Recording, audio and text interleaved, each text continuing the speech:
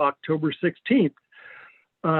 Pursuant to Governor Gavin Newsom's executive order suggesting, along with the Alameda County Public Health Department, that people not meet in public meetings, we're holding this meeting via Zoom. We welcome anybody from the public to listen in and join us. And there are a number of ways to do that.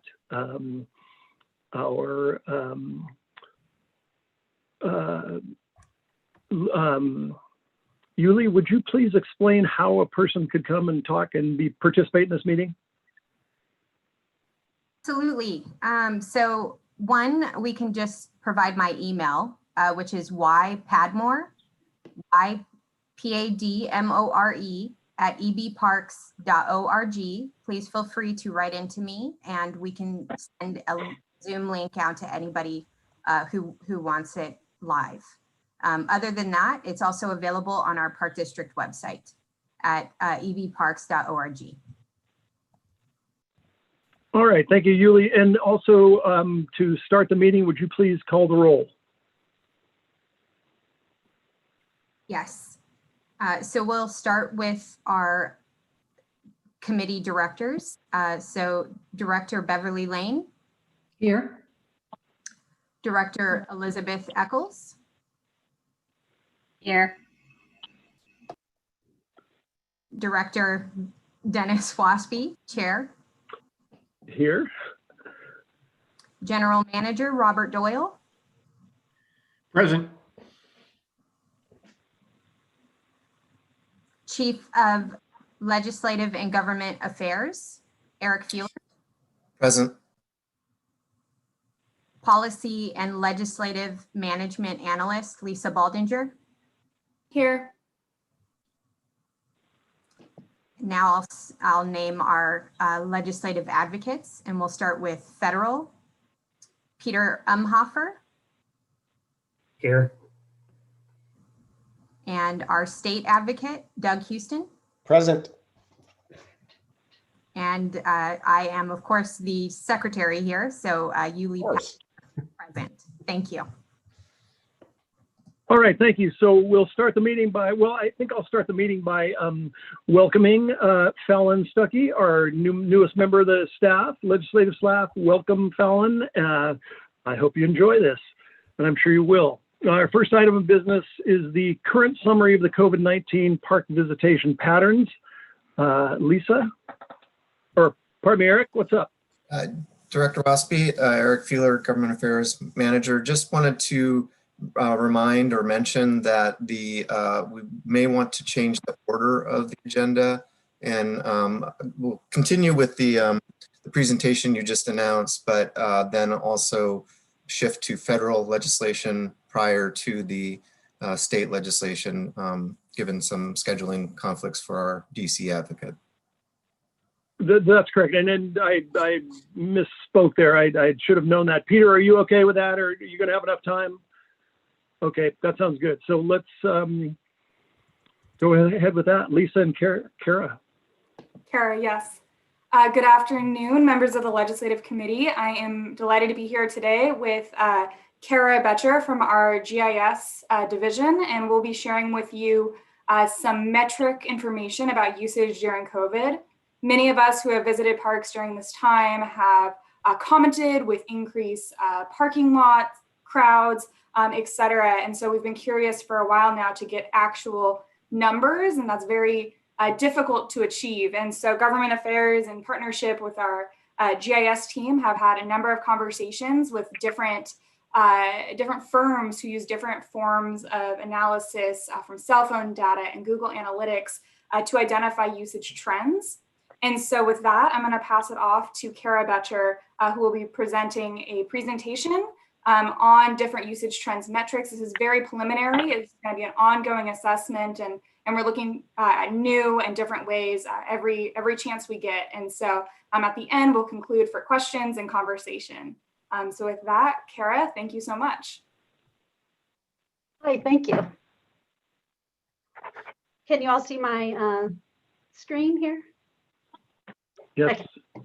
Today, I'm going to be giving our preliminary summary of our COVID-19 park visitation patterns from March 16th to to August 31st. In this summary, we used insights derived from mobile device locations. Since this is a new data source, I would like to go over how this information is collected first and the available data sources we had. And then I will go into our preliminary summary. In location analysis using mobile devices, first, a user who has a smartphone or tablet will install an app. And at installation, the app asks for the user's permission to access the device location. There are options in this setting as to whether you want the app to always access your device location or to only access location while you're using the app, or to ask before using, or just to never allow the app to access your location.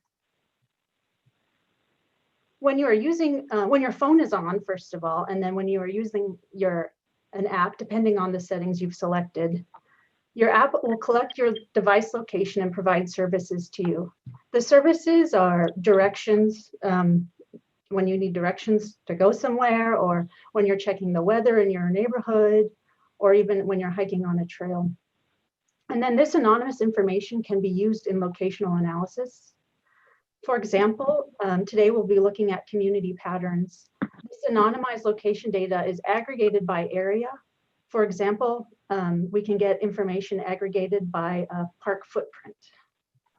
And the options in this type of information are, we can see the number of visitors, the visitor home area, the dwell time, or the amount of time somebody is spending there, the popularity by day or hour, and other locations the user or the visitor has visited that day or month. During COVID, there have been some new data sources for this type of information, specifically so that the community and government agencies and researchers can see the change in visitor patterns for a variety of types of locations. For example, the Google Community Mobility Reports, Google is providing information on visitation trends to different categories of places, such as parks. This information is useful to social distancing efforts as well as essential services. And the insights are based on data from users who have opted into location history for their Google account. This is the same sort of information you'll see in the cell phone on the left. I typed in Martin Luther King Jr. Shoreline Center, and it showed me the time of day when I search for the location and the amount of traffic that location gets. So this is the same sort of information that Google is summarizing, and I'll show this information on a future slide. There's another source of information from SafeGraph. SafeGraph provides foot traffic insights. SafeGraph currently is providing access to all foot traffic patterns during COVID-19, and SafeGraph has recently included footprints for most of our parks. The insights are derived from 35 million anonymized devices, and SafeGraph has a partnership with over 100 apps. Okay, now I'm getting into our preliminary summary. Google's providing park visitation trends. The park visitation trends are relative to a pre-COVID baseline calculated from January 3rd to February 6th. I'm going to select the laser pointer so I can show more information. In the graph on the left, the baseline is the pre-COVID baseline. It represents a normal value for that day of the week for January 3rd to February 6th. So the purpose here is to show the visitation patterns once shelter in place beginning on March 16th. And you can see here, this is the increase relative to what was expected for grocery visits, where people were stocking up on groceries. And then we began a strict shelter in place, and visitation to all locations have dropped. Oh, let me first explain the different colors are visits to different types of locations, and this is for all of Alameda County. So it's all parks within Alameda County, including shorelines or local parks, national parks. So we can see a disruption in traffic patterns or movement patterns where there's a decrease relative to what we would expect from the pre-COVID baseline. And let me be clear, this isn't showing actual visitor counts. It's the daily percent change from the baseline. So it's the change from what was expected from before COVID. In general, we see a pattern where there's a decrease in visits to all types of places. And then beginning with Memorial Day weekend, we were in shelter in place for 2 months, and the spring weather started to warm up. And so beginning with Memorial Day weekend, there's a consistent increase in park visits based on the pre-COVID baseline. So we're altogether, the average daily percent change from the pre-COVID baseline is 29% in Alameda County.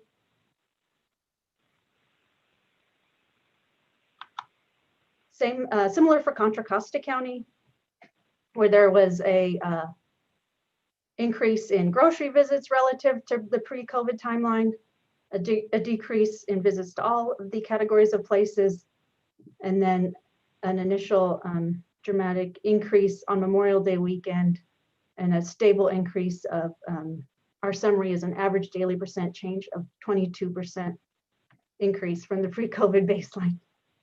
I put a little note here, you can see a dramatic drop because this is August 18th when the fires and air quality decreased. So Google provides one figure, which is the change in park visits overall by county from the pre-COVID baseline. SafeGraph is providing site-specific information on visitor counts for footprints of interest. And we were able to locate Lake Chabot and Mission Peak as 2 areas of interest or footprints of interest that they've been collecting visitor counts for the last 2 years. So SafeGraph has recently added footprints for most of our parks. However, going back before this summer, we did not have as many options. We really could only identify a few parks where we can get consistent daily counts for park visitors.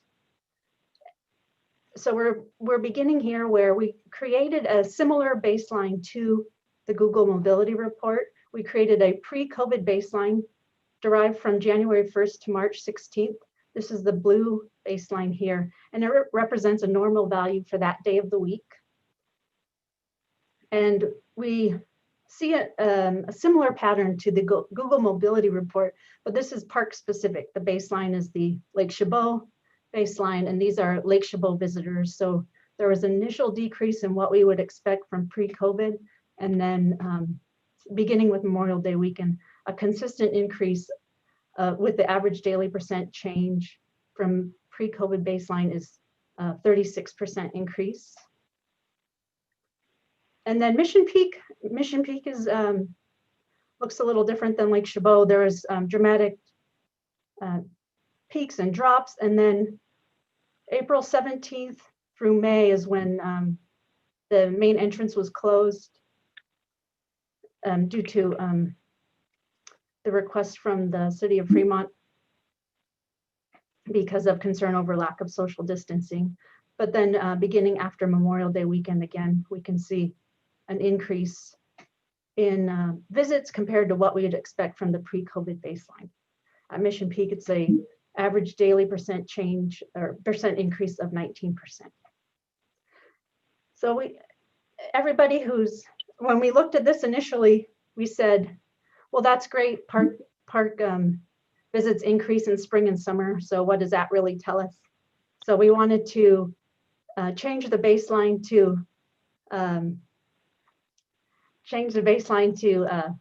the same time frame last year. So when we created a 2019 baseline, now there's a baseline for Lake Chabot and Mission Peak that represent a normal value for the day of the week from March 16th to August 31st. And we see on both graphs a similar pattern where there is an increase during the week of visits from what we would expect, and then a decrease on weekends. And there's almost, here you can see increase Monday, Tuesday, Wednesday, and then towards the end of the week, an even larger increase. So if we look at Lake Chabot after Memorial Day weekend, Monday through Wednesday, there's an average daily percent increase of 20% compared to the 2019 baseline. And on Thursday and Friday, there's an increase of 50% compared to the pre-COVID baseline. Similar at Mission Peak, there's a 20% increase on Thursday and Friday relative to the pre-COVID baseline, but a decrease on the weekends. And this isn't to say there are fewer visitors on the weekend. There's still more visitors on the weekend, but the pattern has changed to an increase from what we saw last summer during the week and a decrease on the weekends. Now, during this time period, camping has not been available. We've had groups cannot meet. So in some ways, an increase, even though we cannot meet as a group, shows a pretty dramatic change in pattern. I'm also here using the home visitor census block group information with the SafeGraph data. On the left, I'm showing Lake Chabot, and actually both maps use the same extent. Lake Chabot here is the black star, that's for the entrance. And then there's a 5-mile buffer around the main entrance. And using the SafeGraph data, we can see that this summer, 75% of visitors came from or live within 5 miles of the main entrance. And that's an increase from last summer, which shows 51% of visitors live within 5 miles of this entrance. It's the visitor home location looks quite different from Mission Peak. Here's Mission Peak, the main entrance, with a star here and a 5-mile radius or buffer of the main entrance. And you can see that this summer, only 21% of the visitors live within 5 miles of the main entrance, and last summer, 28%.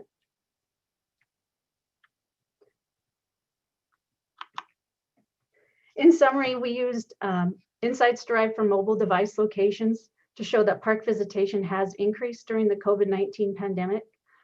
Increase in park visits was in both counties overall, with an average daily percent increase in park visits of 29% in Alameda County and 22% in Contra Costa County after Memorial Day relative to the pre-COVID baseline, and that's from the Google Community Mobility Report. There's also, we've also seen an increase in weekday park visits with an average daily percent increase of 50% on Thursdays and Fridays at Lake Chabot and 20% on Thursdays and Fridays at Mission Peak after Memorial Day weekend relative to the 2019 baseline. And that information is from SafeGraph. Our next steps are that we like to continue to look at sources of aggregated and anonymized mobile device patterns to gain additional insights on visitor information, such as the number of visitors, the visitor home area, other parks visited for all of the East Bay Regional Parks. And we can also use this information and check the correlation of insights from mobile devices with other types of visitor counts from, say, trail counters or Strava data. Thank you. We can take any questions.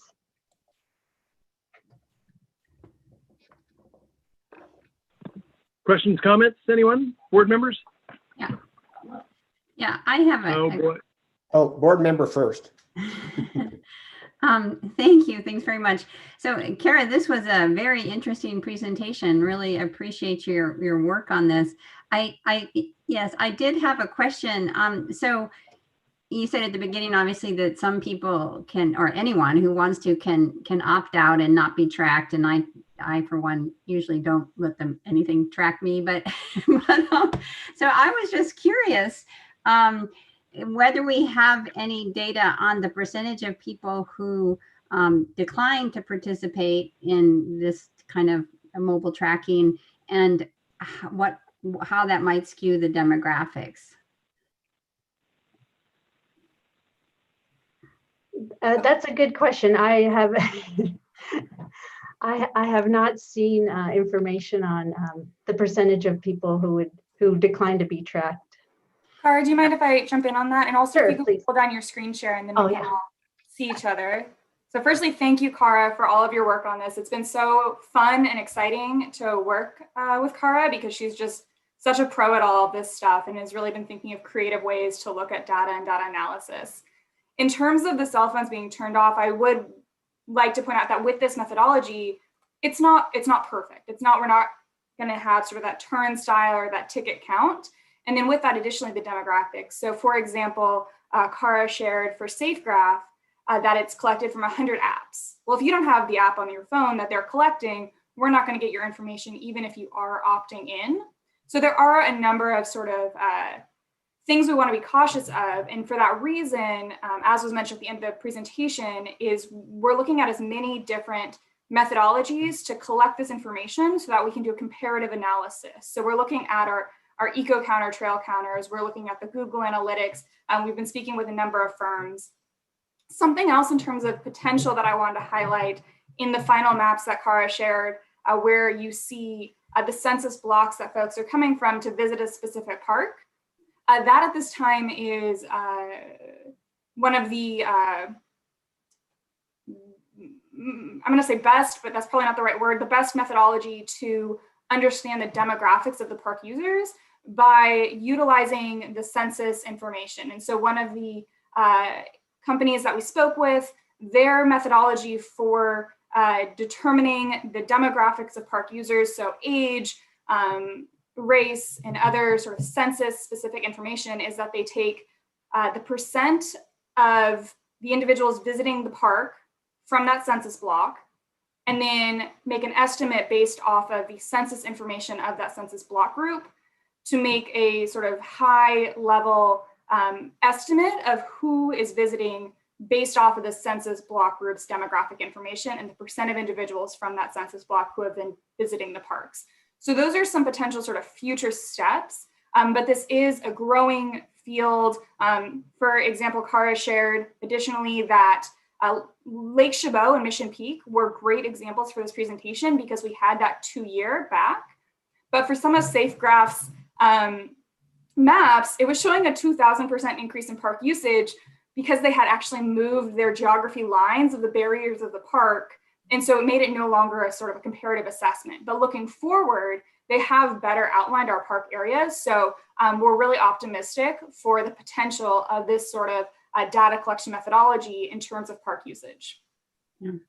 Yeah, I think it's very interesting, and Cara, thank you again for presenting it. And I think, you know, regardless of who might be opting out, you're still comparing apples to apples, so to speak, because you had that cohort of people in 2019 and then 2020, and it does match almost exactly what you would expect with usage decreasing slightly on weekends and then up during the week because people can go during the week. So it's very interesting. Thank you very much for the presentation. Member Lane? Yeah, I found it very interesting too, not that I understand it. But so if somebody, what is the reason why someone would put this app on their phone? So for any reason you download an app. So one of the companies that we spoke with, an app that they use is iHeartRadio, allows them to collect data from those who, when they get to the park, they turn on the iHeartRadio app because maybe they want to listen to the news or some music while they're recreating. And so the user is not downloading an app that says East Bay Regional Park District is now aware that I'm using the park. The user is downloading Instagram, they're downloading iHeartRadio, they're downloading sort of a wide variety of apps. And then these apps are asking the individual who downloaded, would you like to opt in to information sharing? And you can opt in or opt out. If you opt in, then the app company can then sell your information to data analytic firms. And the data analytic firms then have partnerships. And they do have some disclosure agreements. We are unable to get a list of what those 100 apps are because of privacy reasons. And so there are some barriers in terms of the transparency of this whole process. But it is sort of a collection of 100 random apps that have partnerships with the companies that we've been speaking with. Okay, thank you. Interesting. Robert? Unmute. Muted. There we go. First of all, Cara, this is just amazing. And we know you're going to perfect it over time, but it's also something we've never done before. So this is just really incredible.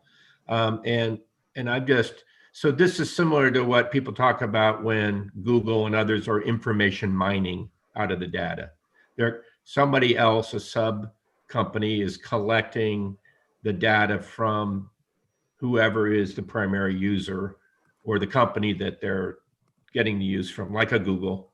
Does this include other companies besides Google who collect me? So it's a whole series of different sources of data mining,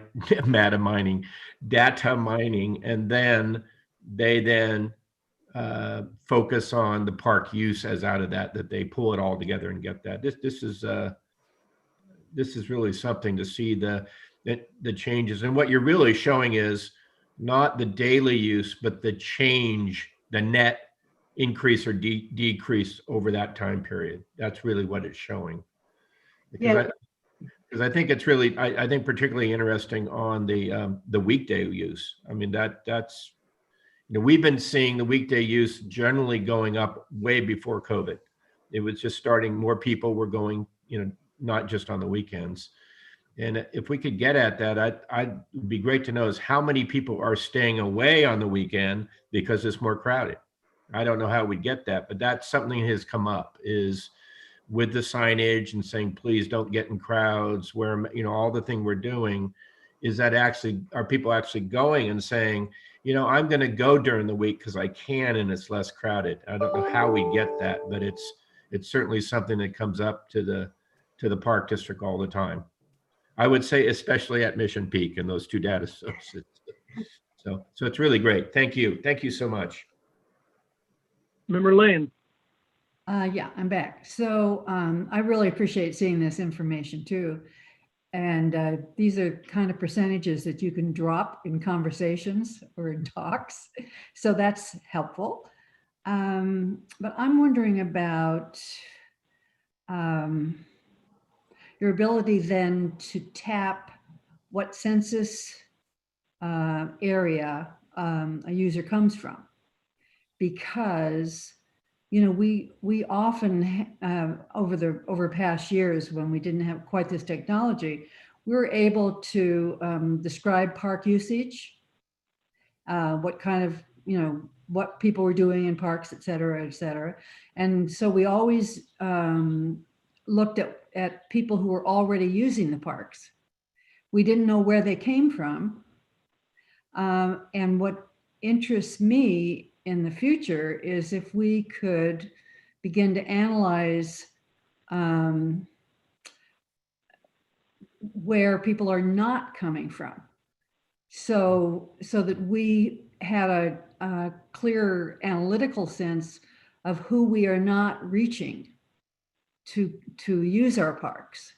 And I think that would be very useful, because then we could say, you know, we could perhaps earmark an area to try and let them know about the availability of parks and trails.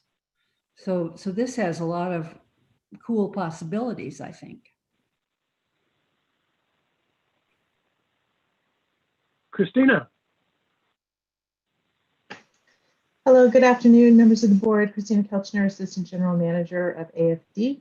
I just wanted to mention, it's an excellent question that you asked, Beverly, about, Director Lane, about census data.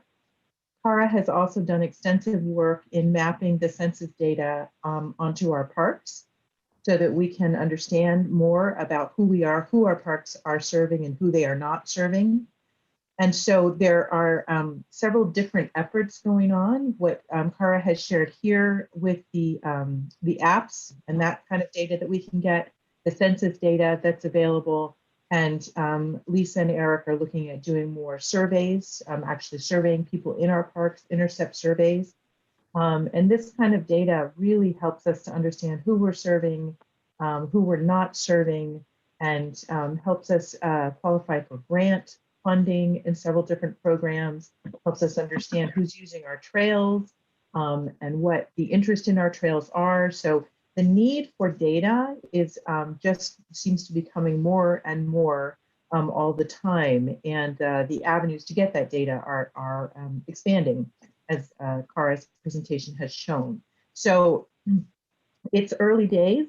We're still working on all these things, but I think you can expect, the board can expect to see a lot more of staff trying to mine this data and bring forward proposals and ways to get at those questions that are so important to understand our users. All right, thank you. If there are no other board comments, any public comments on this?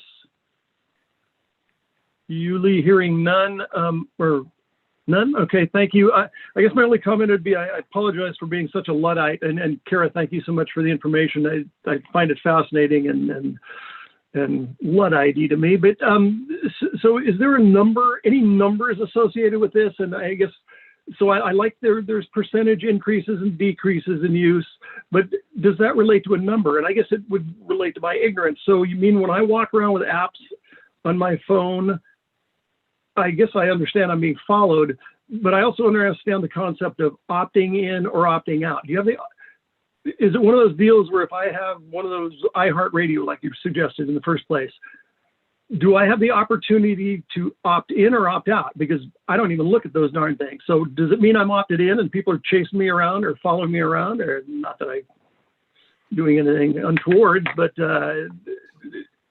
it seems to me like it would be an issue of privacy where you would be forced to say, I will opt in. But I understand, or do I understand that the only way to get out of being tracked is to opt out? When you install an app, it'll ask you if you allow the app to access your location. And then in your privacy settings, location services on your phone, you can see every app that you've allowed to access your location. And then also I'd like to say that thanks to the California Consumer Protection Act, this information has become information from the app on who they're sharing your information with and what they're collecting is now available. Okay, that's frightening. So, and also, is there a number associated with this? Because okay, so if you're opting in and opting out, and you can do that, but is there a number associated with it? Or, I mean, I get the feeling that people in my age group, which is a lot of people in Lake Chabot, probably would not tend to opt into this, where I know I do have some nieces and nephews that want to tell me what they're eating every night for dinner and where they're walking and shopping and doing everything else. And I think that has to do with, well, I don't know what it has to do with, but so are there numbers? Are these thousands of people? Does the 3% increase on a Wednesday at Lake Chabot represent 1,000 people or 3 people? Yeah, what we receive is the number of devices counted in that footprint. And so we have a daily device count with other summary information on when like the popularity by hour or day of the week, but it's an actual device count that is expected to represent 10% of the population. And so there's nothing showing information on individuals, but it's summaries. And so when we were looking at the device counts, we didn't really know what the data was showing. We had to compare it to a different time frame, either in January and February or to last year. So that's why we were showing patterns relative to a baseline. But yes, it is. I could send you the device counts per day for Lake Chabot. Yeah, and we could check the correlation with the trail counters. And are we talking about tens of people, or are we talking about thousands of people? It would be my question. Like hundreds. Oh, okay, great. Well, thank you very much. Sure. Excellent presentation. Any further questions by anyone? Seeing none, thank you so much, Kara. And Lisa. And we'll move now to federal legislation. Peter, welcome. Good to see you again, although I lost you on my screen, so I'll just assume you're there. I'll Yeah. start, Dennis. This is Eric Feeler, Government Affairs Manager. Really want to thank Cara. I think she may have already jumped off, but it was a great presentation. And, it's interesting. I really appreciate your questions, Director Lane, and Christina's answer. Every time we do a new survey, it tells us a lot about what we're not finding out. So, we started last year with some of our surveys through SRI and then the Park and Public Interest Survey. And now we've been moving into different methodologies. And every time we do one, we're discovering a nugget of something that needs to be examined further. And the technology is enabling some of that. So it's really just a very fascinating time. And as I believe Christina said, that data has just become so important when we go to Sacramento or we don't go, we Zoom now, but Sacramento and DC for advocacy purposes. That is something that electeds are really asking for. So it's just really great to see the work moving forward. And I just wanted to add that comment before we went into legislation. So before you, I believe it looked like Yulia had popped up the staff memo. But the first bill that we want to consider is a resolution honoring the 50th anniversary of the National Park Service Volunteers in Parks program. This is something that would benefit or has benefited John Muir National Historic Site, Rosie the Riveter, and Eugene O'Neill National Historic Site in Danville. It's a resolution, not binding, but it does express appreciation for National Park Service volunteers. And so staff will be recommending support as our new policy. We're doing them all at once, but just wanted to see if Peter wanted to add anything or if there's any questions about this particular resolution. Nothing else to add. Good afternoon, board members. Nothing else to add. Just would note that the Park Service is going through a challenging time, just like the Park District is. And volunteers have, well, it's become a challenge for volunteers at their parks and how they utilize them and will utilize them in this coming season. So I think it's a good resolution to support. Great. Comments from board members or public or staff?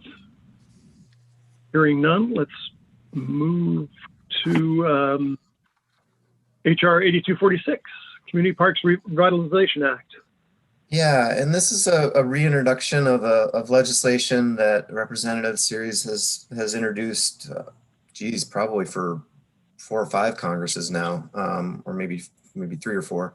But it is a bit of a revitalization of the old UPAR program, and it does rely upon or does provide grant funding for urban parks, facilities and equipment, and construction grants as well. So it is also one of those bills where we have specifically, with Peter's good work, have facilitated the language of about special purpose park and recreation districts being eligible. And it's legislation we have supported in the past and should continue to do so. Point out that this is coming late in the session. Congress is going to be wrapping up here. So action this year is not probably likely, but it could receive some very favorable action next year. All right, any questions, comments on that? Hearing none, we'll move on to Senate Bill 4401, Environmental Justice for All Act. Yeah, and there's also a companion bill in the House, and this is a pretty broad piece of legislation, but there are 3 components that we've listed here that are very significant for parks, and that the Outdoor Recreation Legacy Grant Program, and Peter, please correct me if I'm wrong, but it's almost like an extension of the Land and Water Conservation Fund. It uses the same funding source, doesn't compete with it. Just as we know from our conversations about land and water, that a significant amount of money, more money is collected than goes into the program, even at full funding.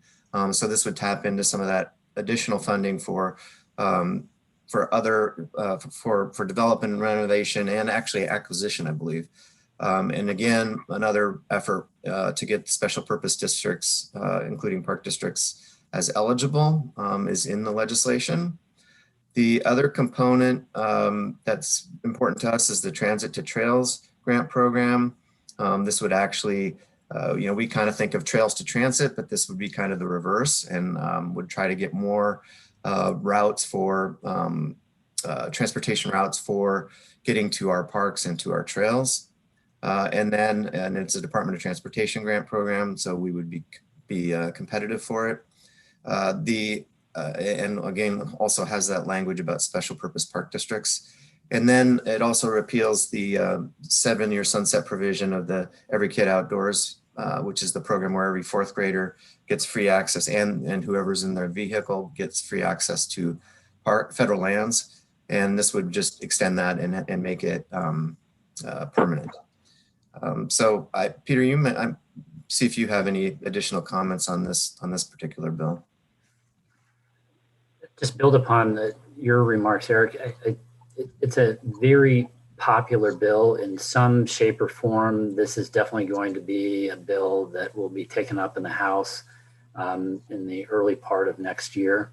It may include all of these pieces, or it may be expanded to include the other bill that we're about to talk about, including the Conservation Corps Act. So I think it's a worthwhile bill to support, and definitely encourage the board support.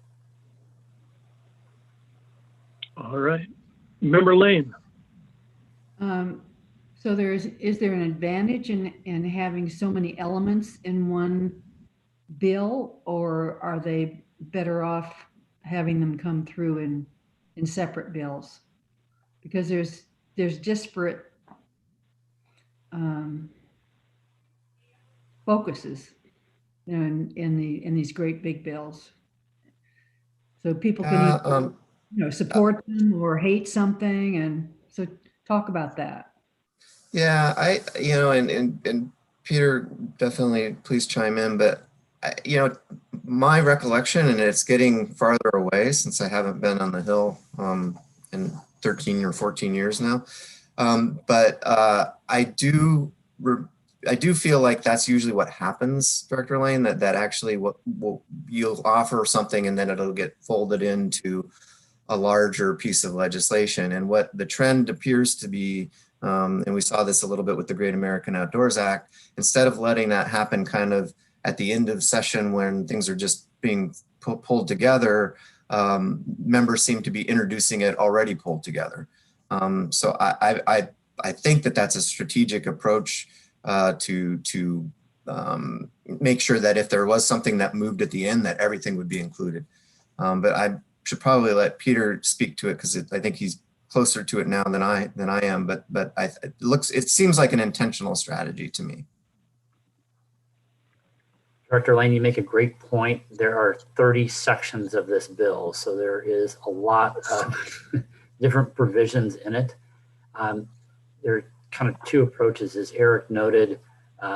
This could be folded into a larger, let's call it an infrastructure, transportation, climate resilience bill, or this bill could be refined and pieces could be taken out and refined as they try to work in a bipartisan fashion to get something that can get support from both sides of the aisle. So on this particular bill, I think they would want to move it as it is structured now, but I think it's going to be refined, and some components will be added and some components will be removed. The things that we're talking about that are important to the park district, I could see those remaining intact in the bill, but there are some other pieces that they may have to remove in order to get the necessary support that they need. So as people call legislating, federal legislating, sometimes it's sausage making. This could be one of those where they end up doing a variety of different environmental bills together, or they may trim this bill a little bit so it's focused on truly environmental justice and not other related matters. And I think you make a good point, Peter. I think we've seen that already. And just this year, we had, I think, 2 versions of a Conservation Corps bill by Senator Coons. And the second version was a sort of a less ambitious approach in order to get additional support for the legislation. So it could go either way. It can be folded into something bigger, or it could get reduced and maybe be reintroduced in a different way too. So I hope that we've answered your question, Director Lane. But All right, any other questions or comments on that bill? Hearing none, let's move to Senate Bill 4538, the Renew the Conservation Corps Act. so this is a modernized version of the Civilian Conservation Corps. And what's significant about this, seems like we've had a similar type of legislation almost every Leg Committee this year. But what I find significant about this is that Senator Durbin is the minority whip in the Senate. So he's their #2 ranking Democrat. So should things change next year, he'd be in a great position to move this kind of legislation forward.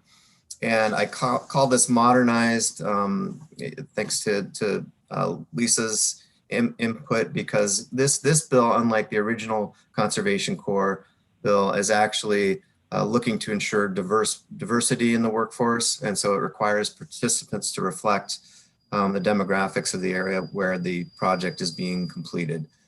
So it's not only a jobs bill, but it's also sensitive to the communities where people would be doing the work, and it would try to employ the youth and individuals from those communities as part of the Corps. And obviously the district at the end there, we have our own legacy with the Civilian Conservation Corps in terms of the construction of the early parks and development of the early parks. So we're recommending support on, I guess, all 4 bills. All right, any questions or comments on the Civilian Conservation Corps bill? Well, it sounds to me like it fits our paradigm, right? Yeah, I think that's my favorite bill. I look forward to that. I mean, and they definitely mention wildfire prevention and even some controlled burning. And boy, I think that would be such an asset to us in the parks. And we have such a need that, and an opportunity for youth to get jobs in our community. So gosh, I hope this works. Robert. Thank you very much, Dennis. A comment that we are recommending a doubling of the fuels crew in this year's budget. We're doing great progress with our young crew in our woodlands and in our parks, and so we will be recommending not really a second crew, but the numbers would equal a second crew because they're going to all be together doing the work. And we've been receiving a lot of comments about trail maintenance and the lack of trail maintenance in such a big system.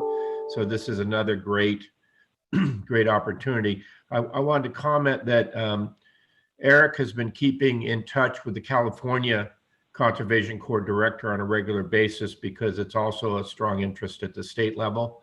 So we have a great relationship there. So, you know, what agencies will look around if they're not federal or state agencies is who has the ability to scale up and is you know, like shovel ready to go. So with our you know 30 miles of East Bay Hills that are ready to go on maintenance projects over time, this is really important to the future of the district and really important to youth. We've done a great job with Civic Corps. We've done a great job with the Student Conservation Corps. So we really are employing through your budget a lot of young people in the parks, and it's such an important contextual history of parks in general. Thank you. Elizabeth.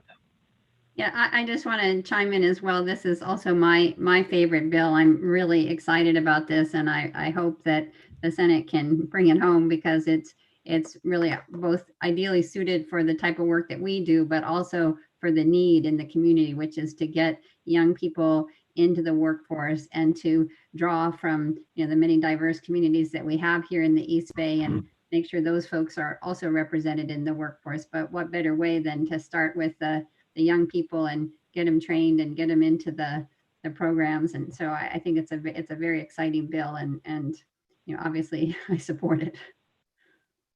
Yeah, thank you for that, Director Eccles. And maybe Peter could speculate a little bit on this, but I wasn't really joking. We have had a version of this at almost every committee meeting. So the momentum to do this type of a program seems very strong and people seem very motivated. We found in our own survey work that this is very popular in the East Bay, this notion. And it just feels like should the administration change next year, that there will be a lot of activity directed in this way. And as the general manager points out, we're having internal meetings now to be ready because it does seem like this is going to come, and we know the board supports, and so we want to have everything in place to make sure that we could accommodate additional crews to do the work that, I mean, we've got plenty of work. It's just we need to make sure we can put them somewhere and let them go. I could very much see this bill passing, depending on the outcome of the election, passing the first 6 months of the year or within a year's time. Much of the support and focus on the Land and Water Conservation Fund and the Great American Outdoors Act, I've seen a lot of similar groups and a focus by elected officials in the House and Senate to these kinds of bills now, building on that momentum, building on the coalitions that have been working on LWCF for 10 years and focused on this effort now. So there's momentum. It's going to take work and the voice of the Park District, among others, to make sure that this is a high priority across the board. But there is momentum, as others have noted. All right. Well, if there are no other comments, are there any public comments? Hearing none. So as has been our recent past practice, we're handling all four of these bills in a consent calendar format. And it has been recommended to us to recommend to the full board for support of these four bills. Do I have a motion to do that? Motion by member. And I'll second that. And we have a second by member Lane. Any further discussion? Hearing none. Yuli, would you please take a verbal roll call? Director Lane? In favor? Director Eccles? Aye. Director Waspie? Aye. The motion passes unanimously. Thank you very much for your presentations.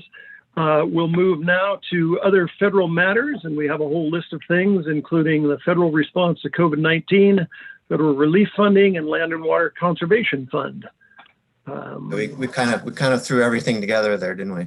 I just wanted to get a quick update from Peter.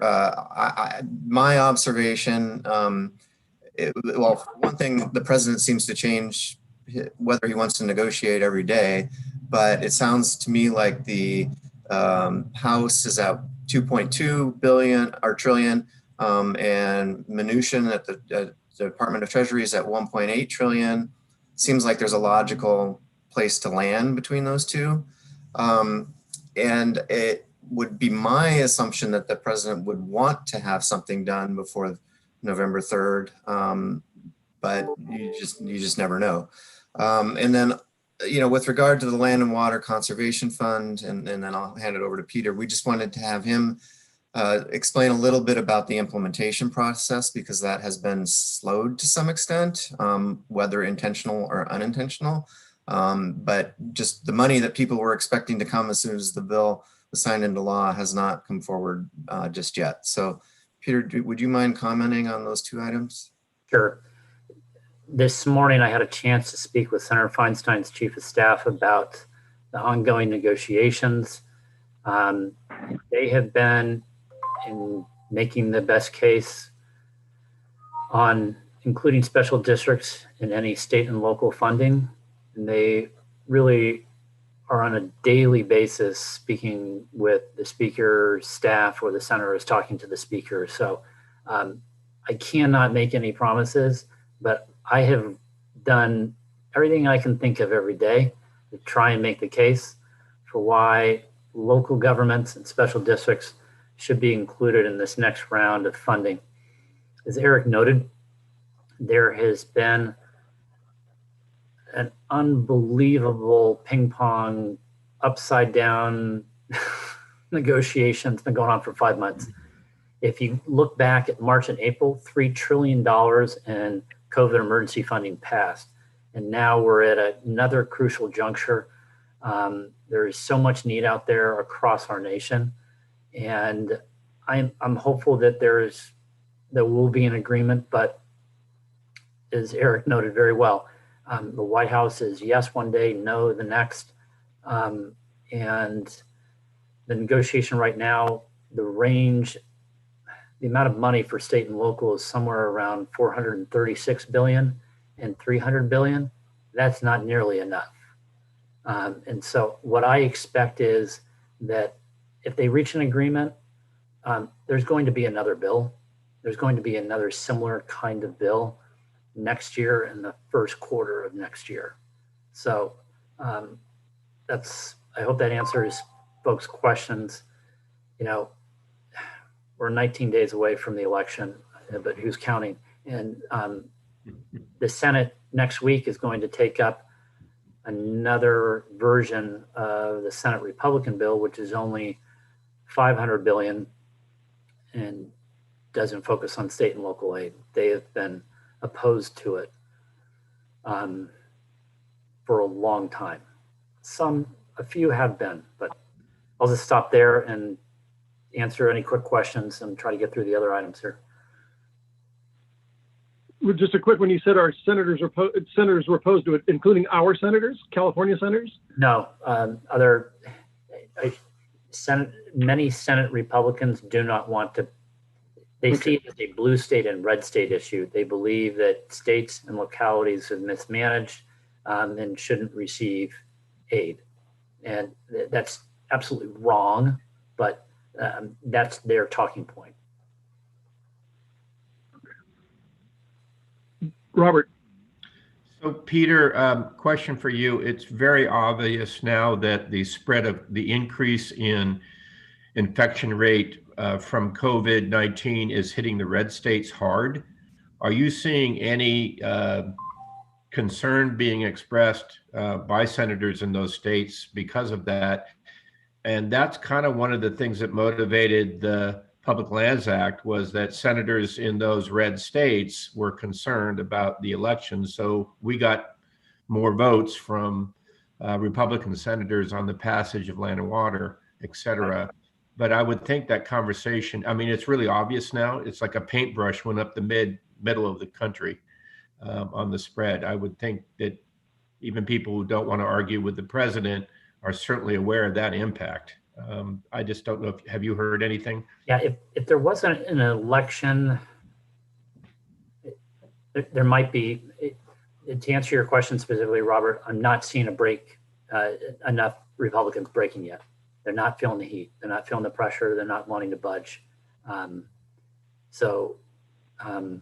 interesting thing is that, and I think the media is focused on this, there is not the White House and the Republicans are now starting to have a pretty intense public discussion here about whether they should pass a bill or not. But there's not enough Senate Republicans, or generally Republicans in the House or Senate, that are signing up to a bill because they're seeing this intensity of the outbreak increasing. Okay, thank you very much. I can talk about Land and Water Conservation Fund real briefly. Department of the Interior is directed by the beginning of November to send to Congress their allocations for how they would spend the Land and Water Conservation Fund money and their project lists. But it's widely known that they will not meet that deadline. Prior to that, the Interior Department and the National Park Service need to put forward guidelines and inform not only the Congress, but inform stakeholders. They've been ready to do that, but it's not been cleared to be released.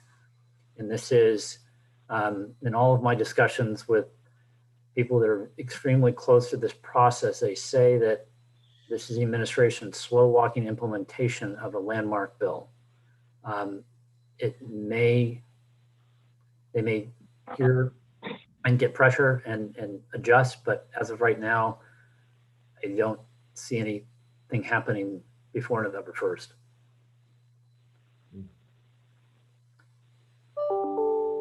And I know there's a sign-on letter, and other organizations are doing sign-on letters that would go straight to the Interior Department and to the Agriculture Department, urging them to follow the letter of the law and to implement and follow the deadlines. So I'll keep everyone updated on that. And we'll get to the conversation about the state budget and the impacts of the COVID deal not happening by yesterday, which was the state's deadline, when we talk about the state budget and the state section, but it is significant. Robert.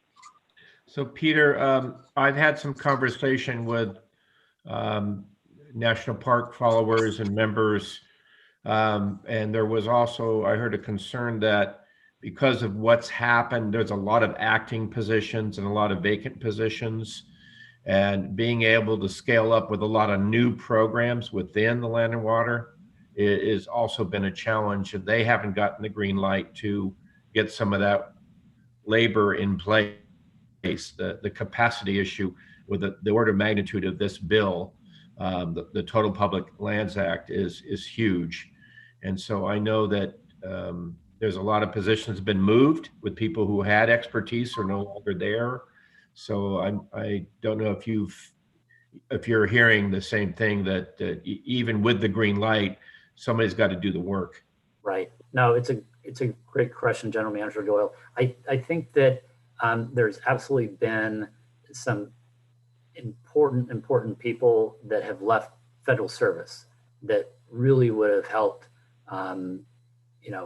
meet this demand and meet this goal, but they do need staffing. But on the flip side, this administration has really hollowed out the federal service, and so it's been hard to, like you noted, to get all the good people in place.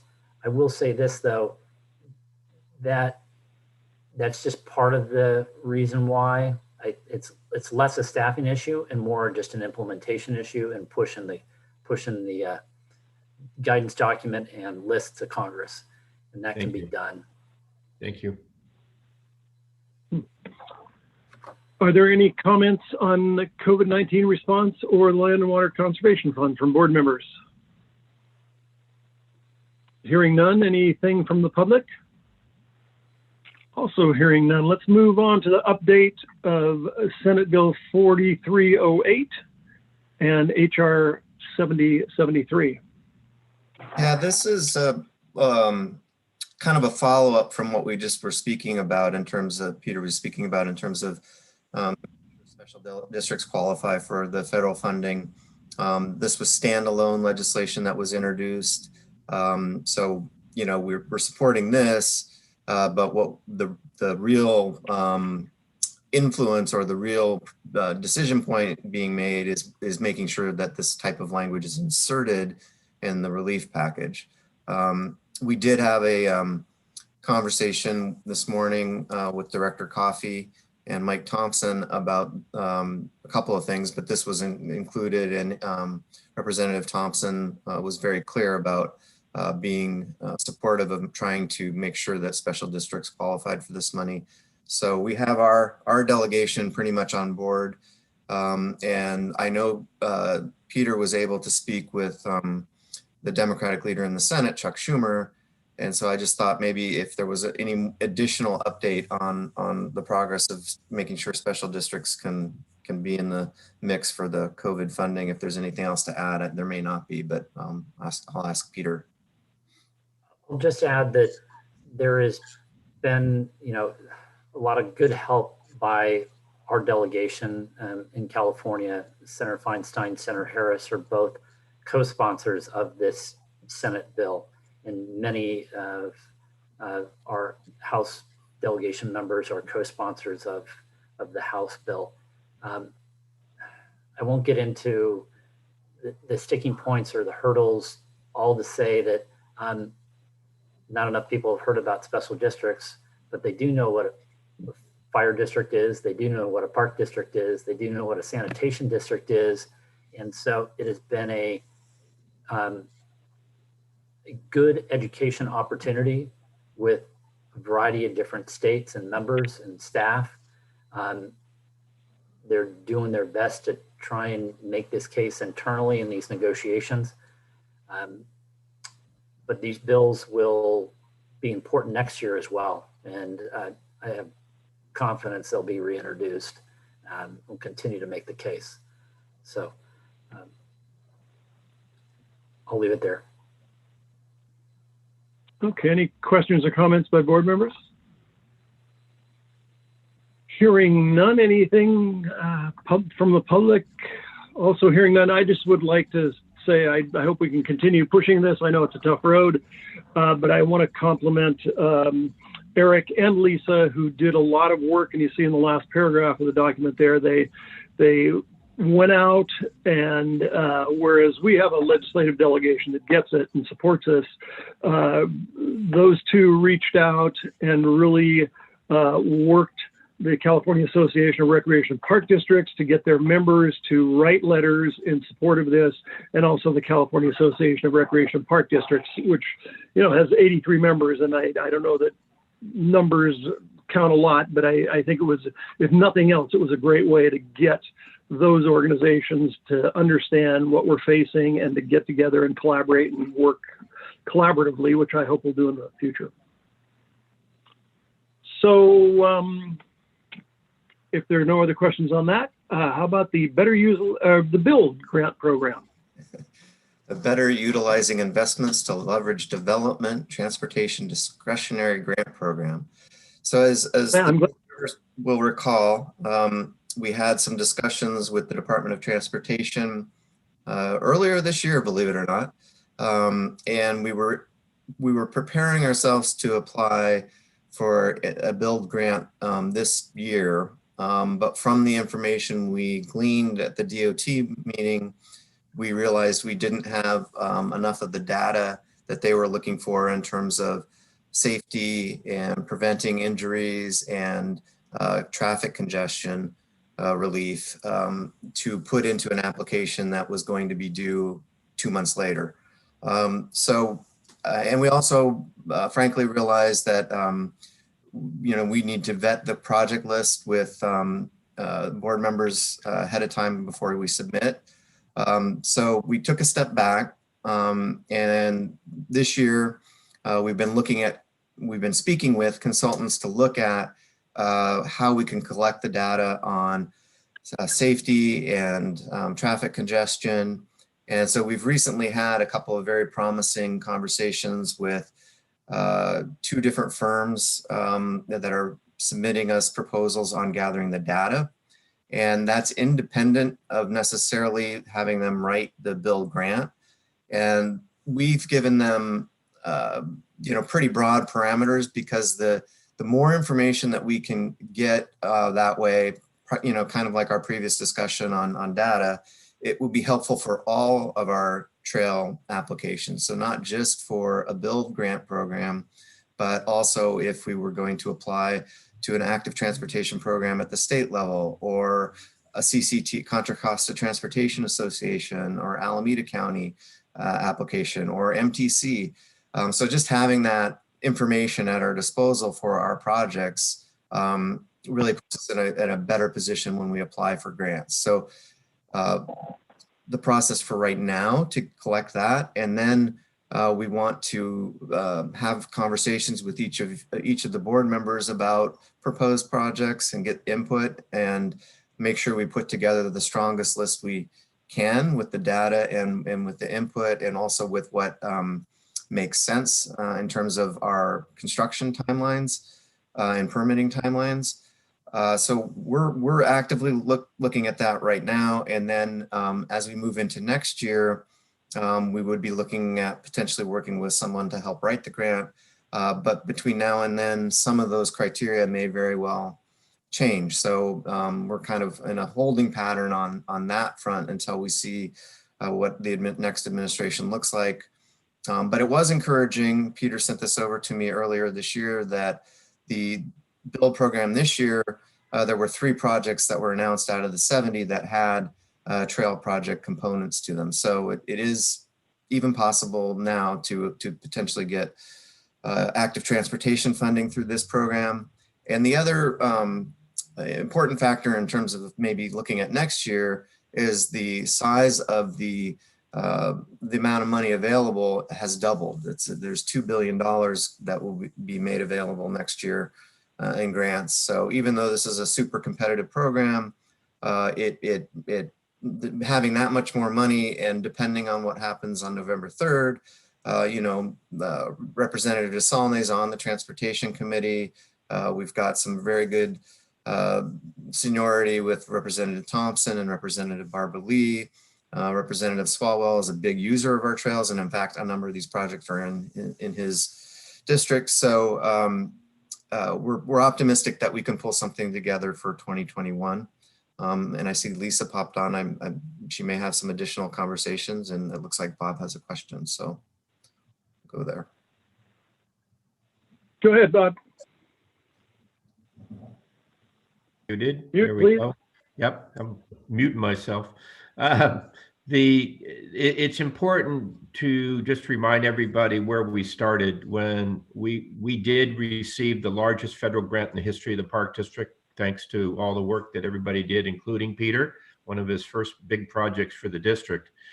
And we were told we didn't have a chance. We were also told internally that federalizing a project is a paperwork nightmare, and it was difficult. And the third thing, we were told you had to have the data and it had to be shovel ready. So there were a whole bunch of conditions we met. We checked the boxes to get that 10 million. And it's, I think most of the board, except for Elizabeth, who's fairly new, knew how much we had to do to coordinate with the entire congressional delegation, with the cities who were partners in this. But just a reminder that a lot of these projects are actually city projects that impact our trails because they're building overpasses over the city streets. So we have to get everybody on board. And I want to compliment Lisa and Eric.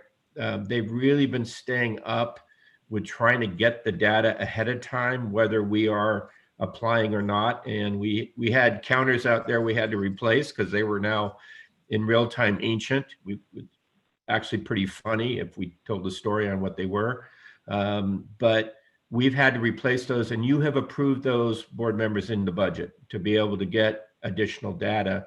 But we have to monitor that data. We have to make sure they're functioning, the boxes. That means operations is checking the boxes for counters that they're collecting that data just to make sure nobody's vandalized the boxes. So it's a lot of work.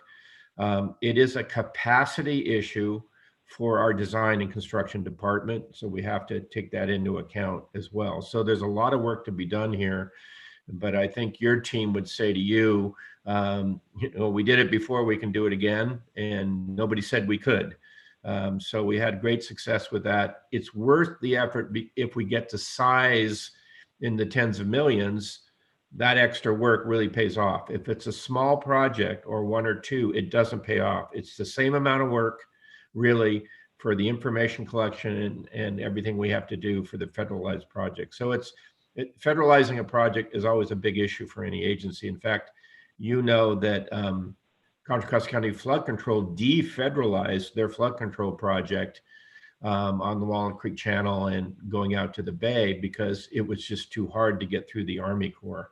So these are just considerations we have to do, but we do have the experience. We've got great contacts through Peter, but it's a big challenge. So we really have to have everybody on board rowing in the right direction for this. Thank you. Pardon me, Member Lane, go ahead. Well, I just have a comment that's a little bit off from this, but it does have to do with transit to trails. And I think it'd really be good for particularly Eric and Lisa to keep in mind BART. Some years ago, BART redid their signs and they took our parks off, right? And I know there was one BART member who was kind of new at that point who said, so, what are you doing there? We're proud of our links and our links to trails. And he didn't know how to work the system and those were removed. So I want us to remember that it may take some time to do it, but we need to be sure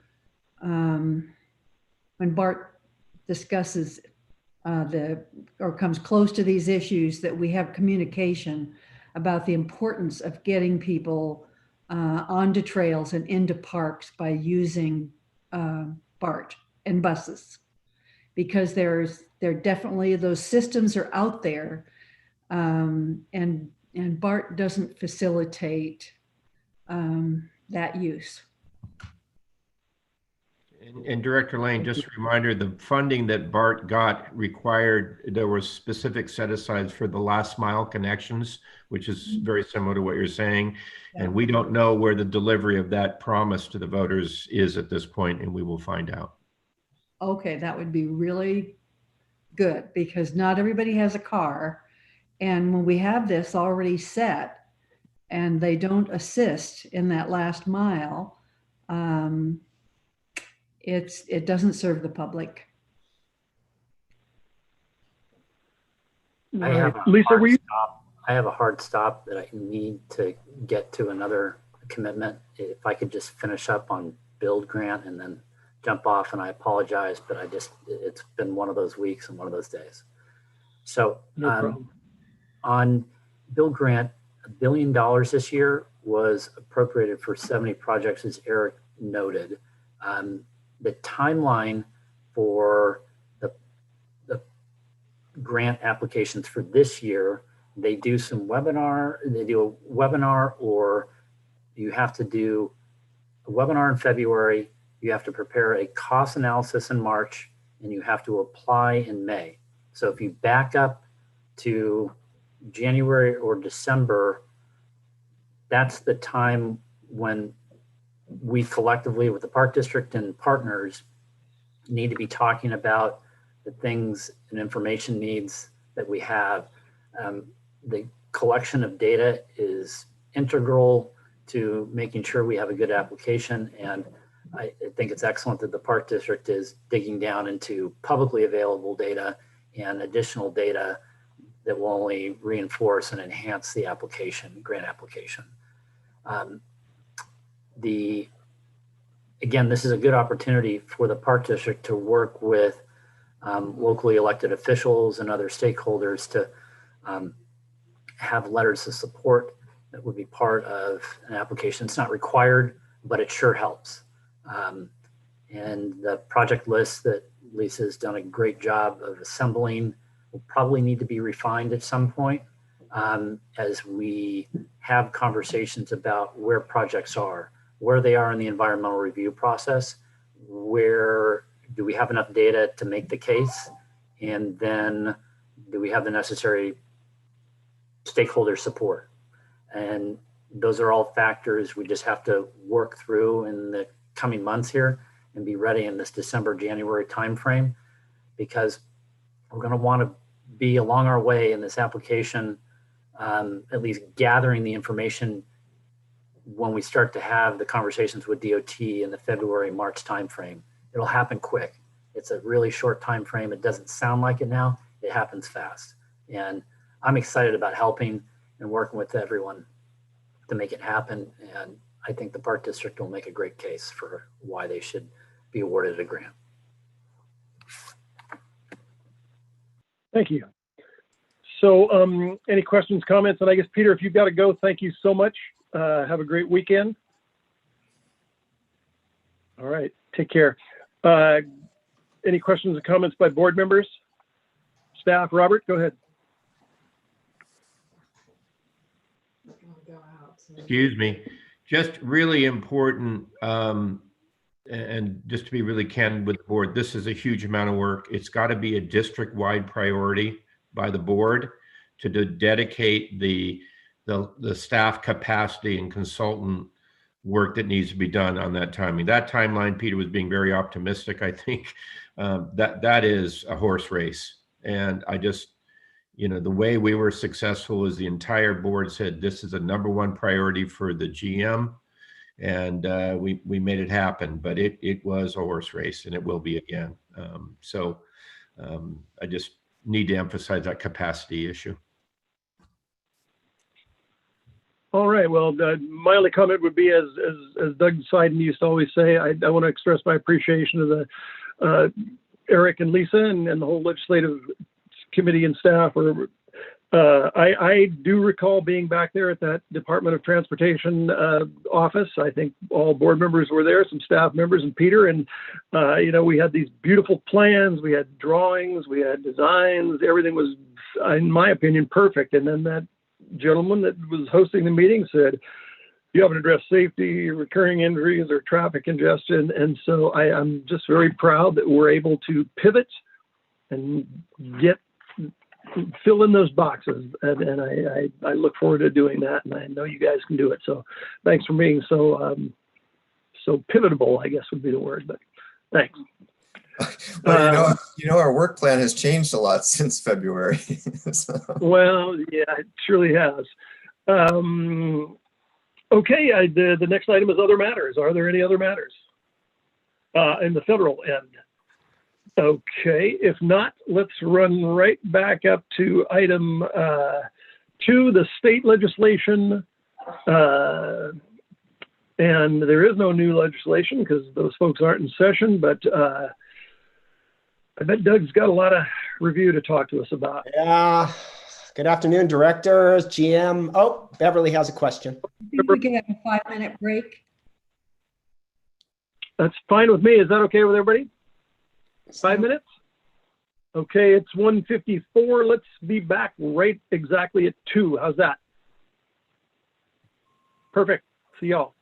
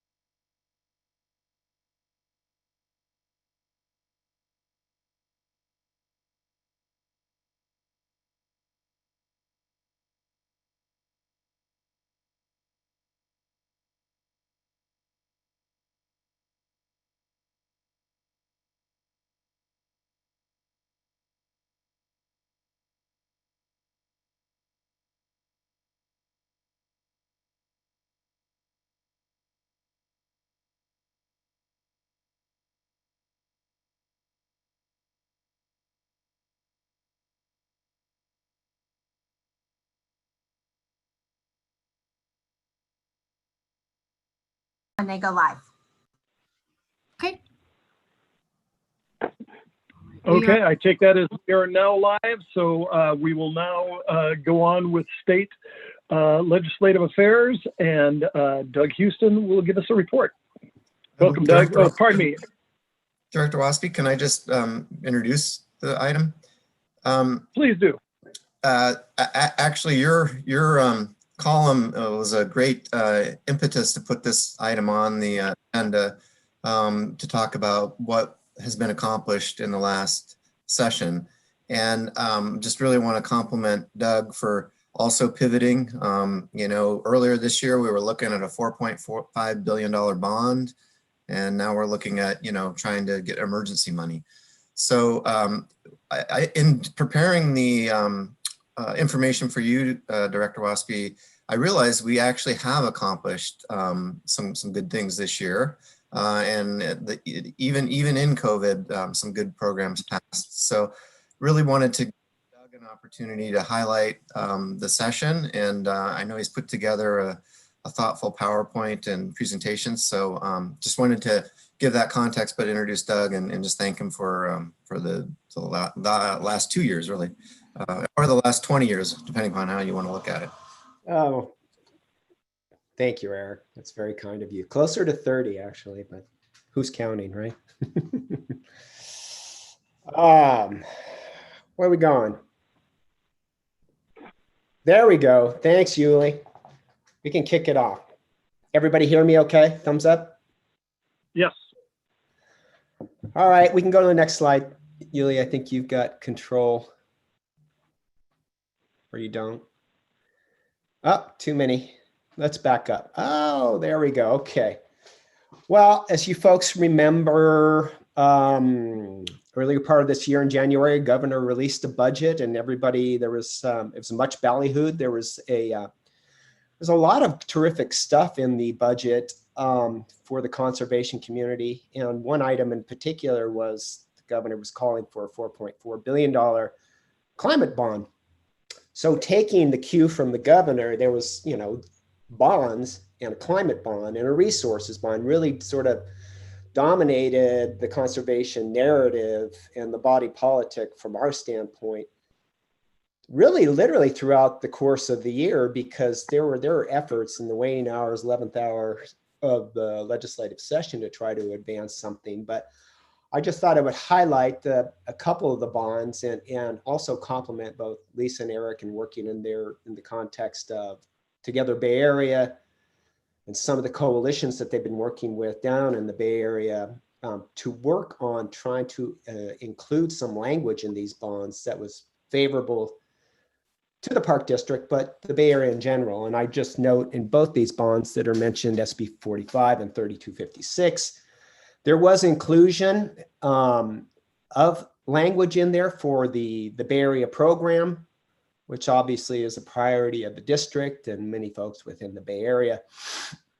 I would note under AB 3256, there was a last draft that really never went public of $9.1 billion, but there was a substantial amount of money in that particular iteration of the bond that would have been directed to programs and priority programs for the district, including there was a sort of a per capita program that I had tried to encourage inclusion, and that found its way. There was a $300 million self-help program, and meaning if you are an agency that had enacted some sort of local tax around climate, that you would be entitled to additional block grant funds for that purpose. There was lots of money for the conservancies. It was a really nice, very comprehensive and diverse piece of legislation that was making its way through the legislature. However, it just sort of stalled out in that the deadline to try to advance a bond through the legislature was the latter part of June. And there just wasn't the momentum, nor did we ever really get a true green light out of the administration to advance something. So on the bond front, so Yuli, if you can advance to the next slide. So taking that cue that there didn't seem to be a whole lot of receptivity for a debt instrument or a bond, there was a very innovative concept that was advanced around securitizing a new surcharge on ratepayers, would have generated $4 billion one time and the legislature really pivoted away from resources and really focused in on fire. And you can see where some of these, the $4 billion would have been invested. But at the end of the day, I think our analysis suggested that all in all, it would have been very beneficial to the district in our efforts to both combat global warming and suppress and mitigate for fire. So what is Securitization? Yeah. Excellent question, Director Lane. Taking those dollars that are projected, so it would have been imposing a new surcharge on ratepayers, and you aggregate them and bond against them. It's a new revenue stream to bond against going forward. Does that make sense? So it'd be like a local revenue bond. So you've got revenues, and then you can bond with the bond houses. Securitize. I know. And I only learned this year too. So. Beverly, you're able to get a lower rate because it's kind of like having, collateral. So you can use that as collateral. That's generally what they mean when they're talking about securitization. It's a guaranteed revenue stream that you can bond against. It would be like income taxes in the state or property taxes, whatever the case may be. It's a new stream dedicated to pay off a debt instrument.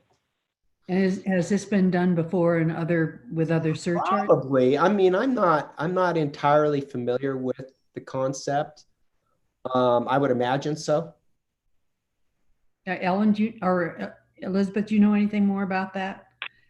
Well, I know that PG&E and that some of the other utilities are using that to secure some of their own funding, not the same type of instrument, but a securitization type process.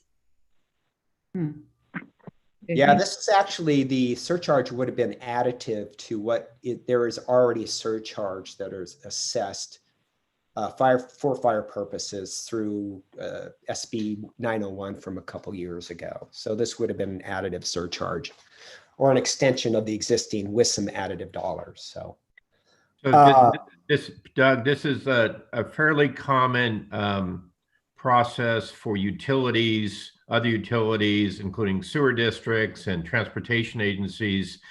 It's like a bond, but basically you're getting the payment. So if they're getting $10, if they're getting $1 million a year, income on a regular basis, they can borrow against that and get 50 million. Exactly. They have a secured income to pay off the debt. So sewer, because you look at water districts, sewer district, they have $300 million projects. And so the money they're getting through anything as a parcel tax or any of those things, it's not paying for that project. It's paying the debt of that project. And it's a similar tool. So where, in terms of funding does the Park District come in? We're not going to get it from conservancies. Yeah, so a lot of the money would have been available through CAL FIRE. So we could have applied for grants to do some clearing, forest health projects, particularly in the WUI. There was an emphasis in the WUI.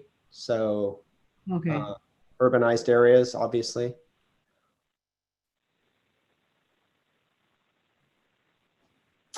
Makes sense?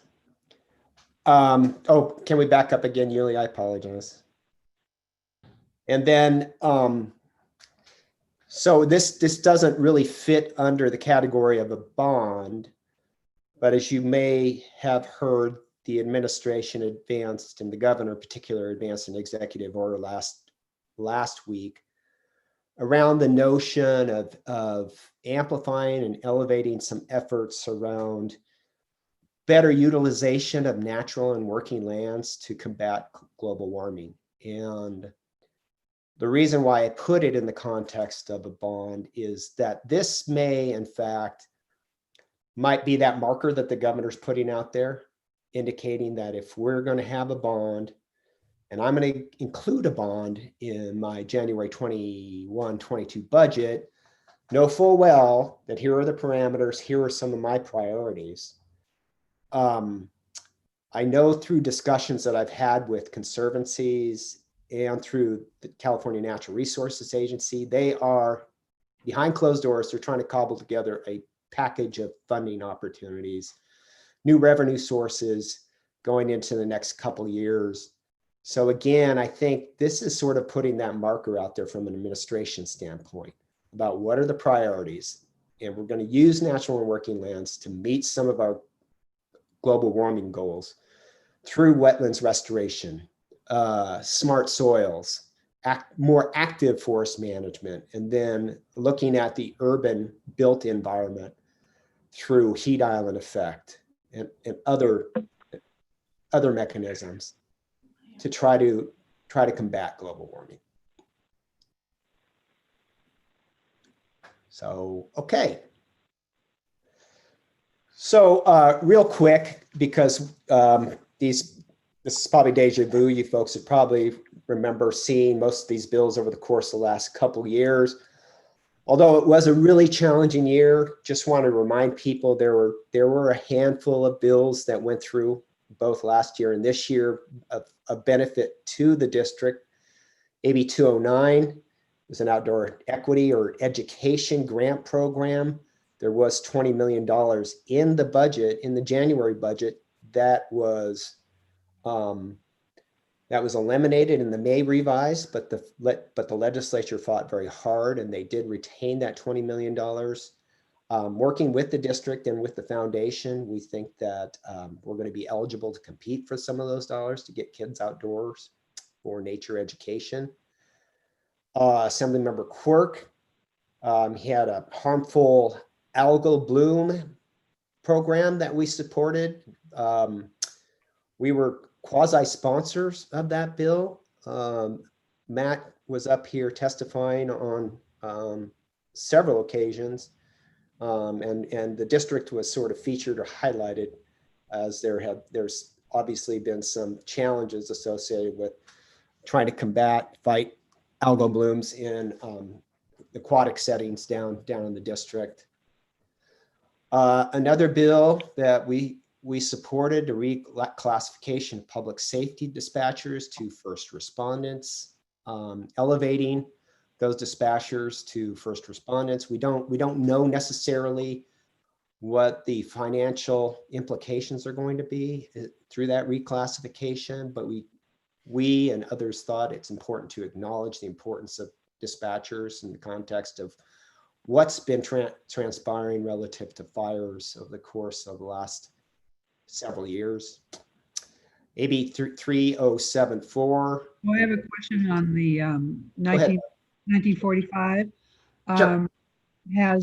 Have we talked to our police chief and let him know that this is happening and that we were working toward that end, so that our dispatchers know that that we were doing this on their behalf? Any communication on that? Yes, they were very involved. We notified them right away. They're very pleased, and they did express their appreciation for all the effort by the team. They're very, very engaged in the process and really appreciative of our leadership. Okay, thank you. Very good. AB 3074, working in solidarity with a number of stakeholders across the state, trying to combat wildfires. This bill goes an extra step and creates a whole new zone. It's a 5-foot zone around homes called ember resistant zones. Basically, you need to denude the property within 5 feet of your home in high fire severity zone areas. So we thought this was an important piece of legislation, and we supported that. SB 367. Beverly has a question. Beverly. Sorry, Deb. Go ahead, Director. I'm sorry. So I have a question on that. It got passed and signed, yes? Yes. I don't really understand how they think 5 feet is going to address embers.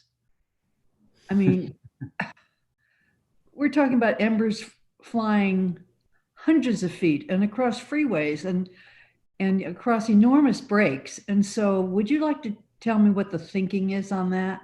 And maybe I'm more than embers. I'm just curious. Happy to defer to the general manager on this one. I have a little information. I don't know how helpful it would be.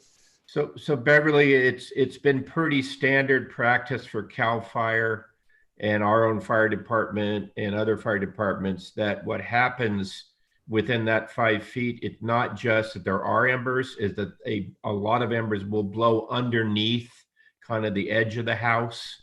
I have a specific issue where, and I think Dennis probably has this too up in his cabin, where you're supposed to keep that area clear anyway, but now they're specifying the 5 feet because the vegetation that's left there can trap the burning vegetation. So if you have it clear, it actually blows away or doesn't get trapped. So it's just an additional treatment to lessen the chances of those fires. And many in rural areas, many fire departments already require you can't have any vegetation within so many feet, and you're supposed to limb up. And we've been sending those cards out. If the board will recall, we've been sending cards to every homeowner adjacent to the park district saying, do your clearing. This is an added effort to really get it down to dirt, because what happens sometimes is even if you leave a plant or a bucket out, it can trap those embers next to it and build a bigger fire. That's really what it does. It reduces the amount of fire that's going to happen. It doesn't eliminate it. So it's just another tool in the toolbox, but it does make a difference.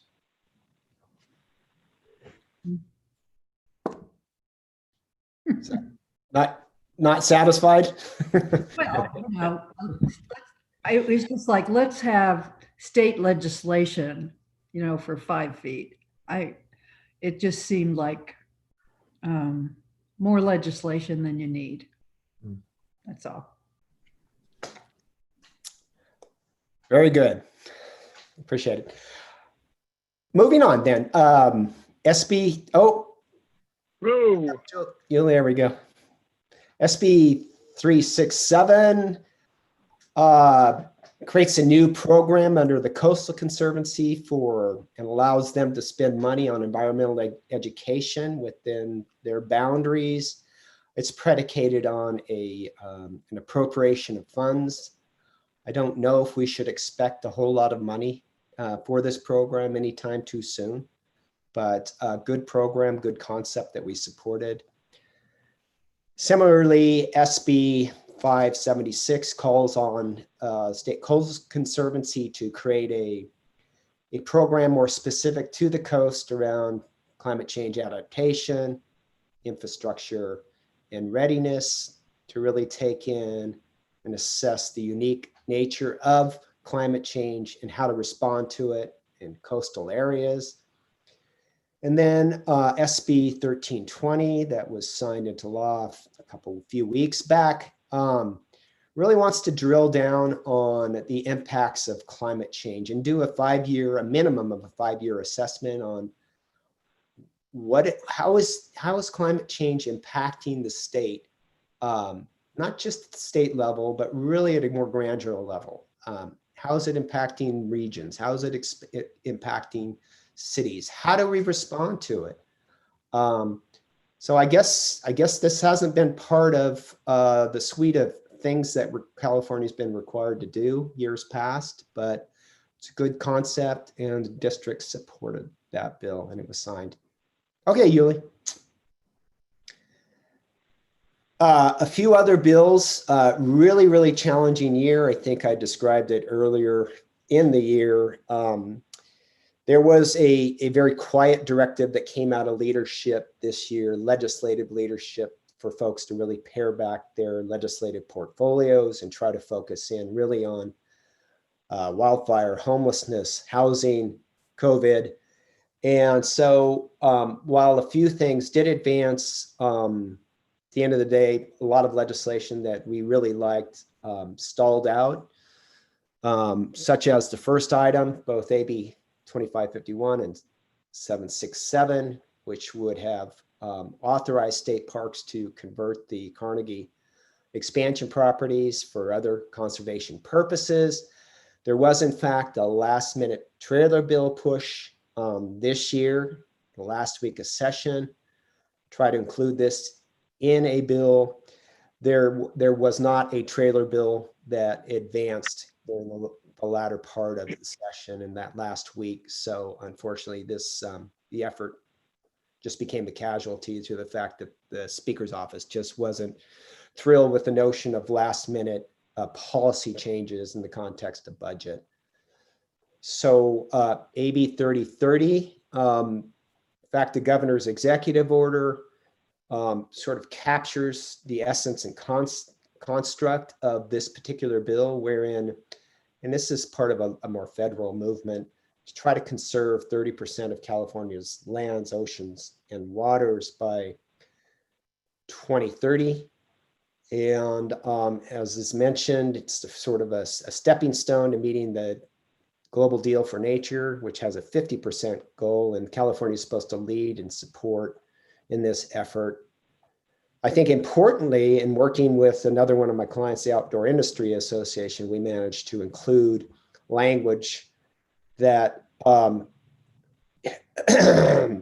explicitly made public access to these lands important, and in fact, a fundamental right, and balance that with biodiversity.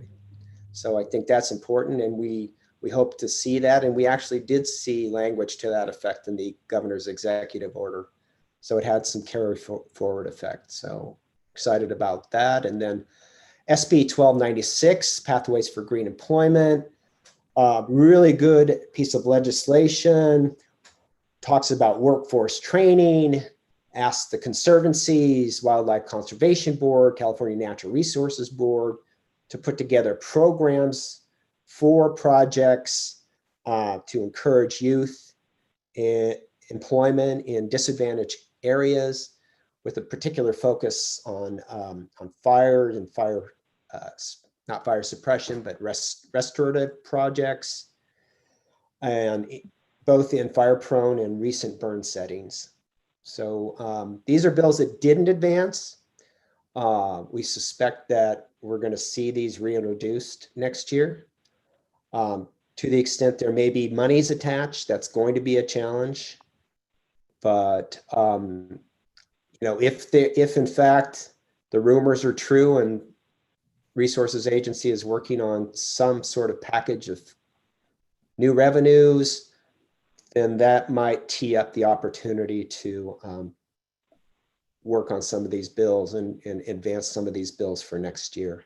So look forward to doing that. Yuli. Member Lane, go ahead. Sorry. Go ahead, Director. I'm sorry. Yeah, I had a question on AB 3030. Yeah.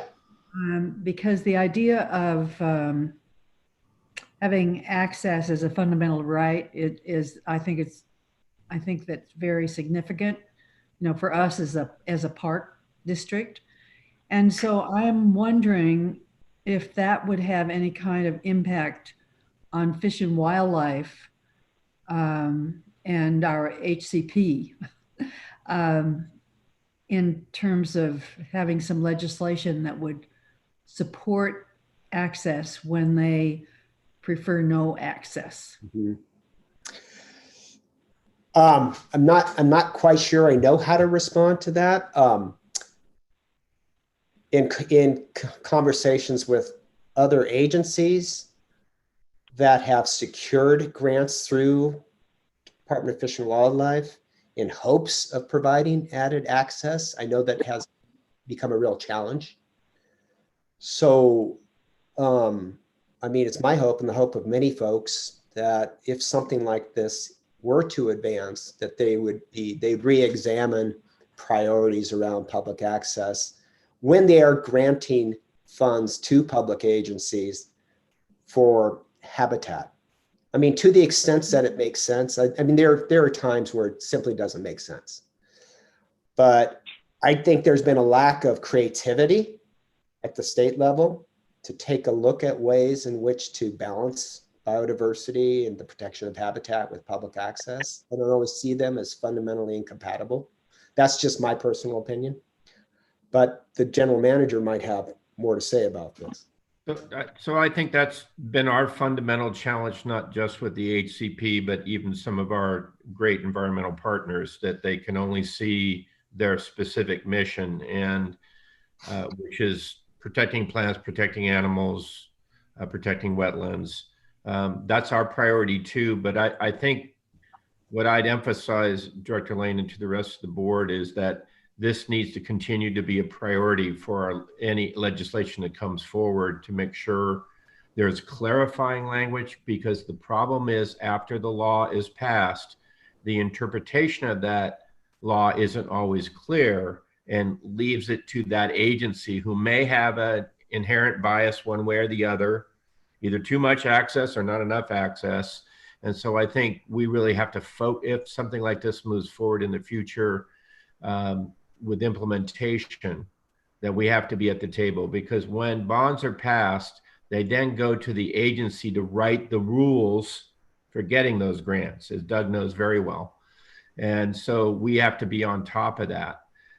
Most of the time, our conflicts, including the huge success we finally had on endowments for mitigation, was that what we heard was back from the agency is, we're not against this, but the law doesn't allow this because our charge is protecting only the species. And so we have to be very specific that things do allow. And even with your example, Director Lane, on the HCP, it allows recreation, but it's incredibly vague. So if somebody wants to interpret that as, well, recreation is one picnic table, not 10, which is a literal example. We just really have to focus on that, and we can show, and it's a huge benefit for the district. You know, we add 2,000 acres, and we're asking for, you know, a picnic table, a parking lot, and a trail.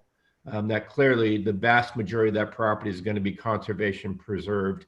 But when you talk to those agencies, and Doug knows this really well, is if you're talking to the Wildlife Conservation Board, which is a grant funder for acquisition and access, including fishing, they have a different point of view than the wardens and the ecological services within state and federal. So it just depends who's in charge and what the rules say, but they will always fall back on, the law doesn't say this is permitted, or the law only gives us this much leeway. And so that's kind of where that sits. But we have to really continue. So the phrase that is here, is that working to address that issue? Is that why that phrase is in there? I mean, that's the hope.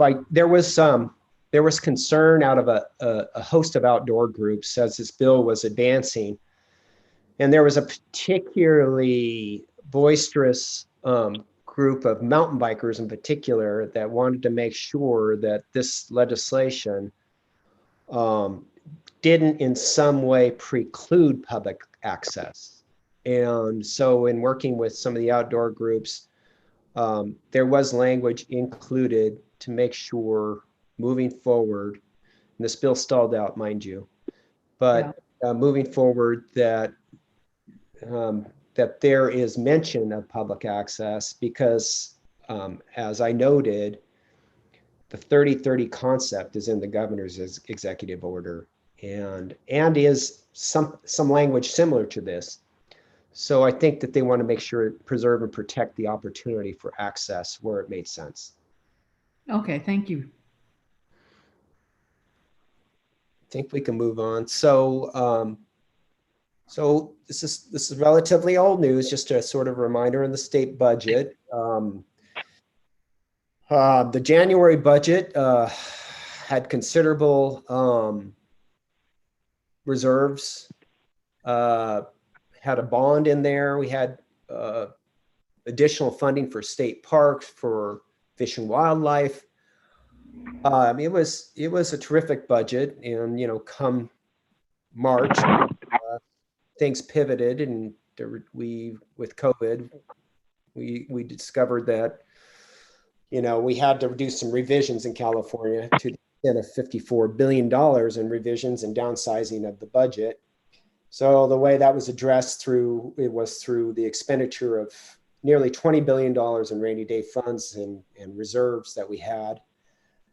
We shifted and borrowed against existing special funds. I think that was $7-8 billion. There was pay reductions that were negotiated with state employees and almost $3 billion. And then there was proposed cuts in the budget if in fact the feds weren't forthcoming with additional care package come today or yesterday. Is it October 15th? I think that they're probably not going to advance additional cuts at this juncture and wait in anticipation of the outcome of the election. I would say, however, in my communication with folks at Assembly and Senate budget, I asked them about specific resource related portions of the budget, and none of them are subject to the proposed cuts. So, for example, there was $20 million for environmental education. I mentioned that with AB 209. That is protected. The $5 million ratcheted back from $20 million for the M3 property. That is protected. So anything that was favorably negotiated for resources through the legislature has been retained and will be retained regardless of what happens relative to federal actions. So that's a good sign. I mentioned that this year there was no greenhouse gas reduction fund expenditures. Back in May, we only had $25 million in auction sales. So the legislature and working with the administration decided to punt on that. And in August, the sales were back to more normal levels. So we're anticipating one of the first budget activities the legislature is going to engage in is an expenditure plan around GGRF. A side note, what will be interesting theater this year, I suspect, will be there's going to be a more intense look at high-speed rail. High-speed rail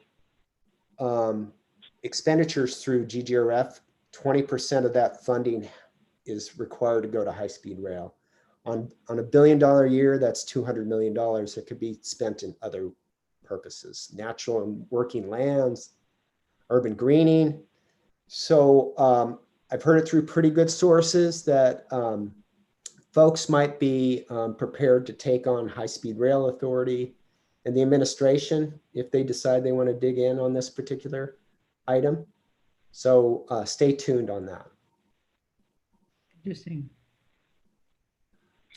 Next and last, any questions? I'm sorry. No, we're good. Okay, last, Yuli, real quick. You there? Just things to watch. Obviously, I mean, I'm Captain Obvious here. Budget's going to be key next year. I haven't seen revenue projections. I suspect they're not great. The notion of going after member requests for next year, new funding programs outside of a bond are going to be a challenge.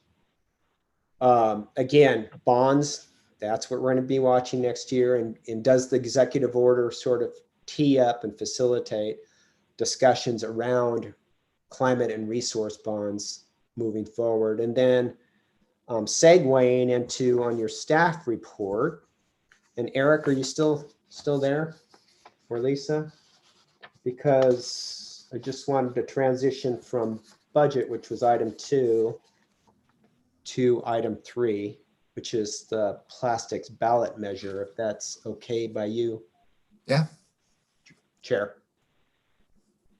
Yes, definitely. Eric, you want to take this one? Sure. So we've been in contact with other environmental groups through our coalition on natural resources, water, and parks. And there's an effort to bring forward a ballot measure in 2022 that would impose some fees on plastics and require more recycled content and help finance recycling programs at the local level. And within the measure, the resources that are raised from some of the fees would go, some of them go to the resources department at the state level and can be used for a lot of restoration and also some efforts to address plastic in waterways like shoreline cleanup. But then there's also another category of distribution to local governments, and could be a potential revenue increase for the park district. And so we're working with it just says local governments. So, sort of like the federal bill that said local governments, and we haven't been made eligible. We're working with the organizers of the ballot initiative to try to make sure that we do indeed qualify for that, the local government revenue. I will say that this is kind of an answer to the fact that the two bills that we're moving through the legislature on recycling this year, both stalled out at the very last, days of session. So there's a renewed effort to look at a ballot measure, and one was not qualified, even though it was contemplated for this November's election. But once COVID hit, the signature gathering campaign essentially stopped. So this is the next iteration of that for 2022. And the organizations that are supporting it are already asking for support, meaning, taking a position. And since it is so similar to the bills that we've already supported, and actually the ballot measure we would have supported this year, it does seem like it's worth supporting at this time. The outline in your staff memo pretty much covers what's in the measure. I did read through everything that was in there, and I put most of it in the memo. So I don't think there's anything that's controversial from our standpoint. It will have oppositions from the chemical and probably petroleum industries, but I just think we need to get a handle on our waste stream. Member Lane. So is there, are they talking about putting this on as an initiative? And is that because they are unable to pass legislation that has these same elements? We haven't met with the authors one-on-one yet. We actually have that meeting coming up, but my guess is that's the calculus, and it may also jumpstart action in the legislature if they know that this is coming potentially on the ballot in 2022. And potentially maybe I don't know what the administration, I don't know if they weighed in on the two bills that didn't pass, but they never made it to the governor's desk.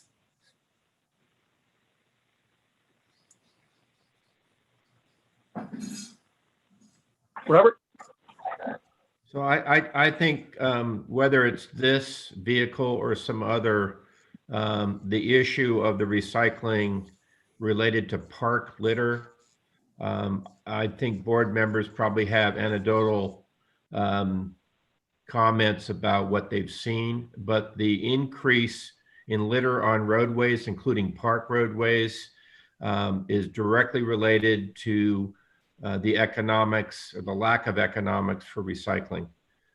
It is horrible out there, the amount of new litter that's on the sides of roads, and it's not being picked up, but it's also, you see it's little stuff. It's plastic and wrappers and I've never seen this. For all the progress that had been made over the years on cleaning up roadways and recycling, we've gone way backwards. And I've talked to some recyclers and industry leaders about what's going on here, and it's just what's happening. There's just absolutely no incentive because everyone knows now that the recyclers aren't recycling.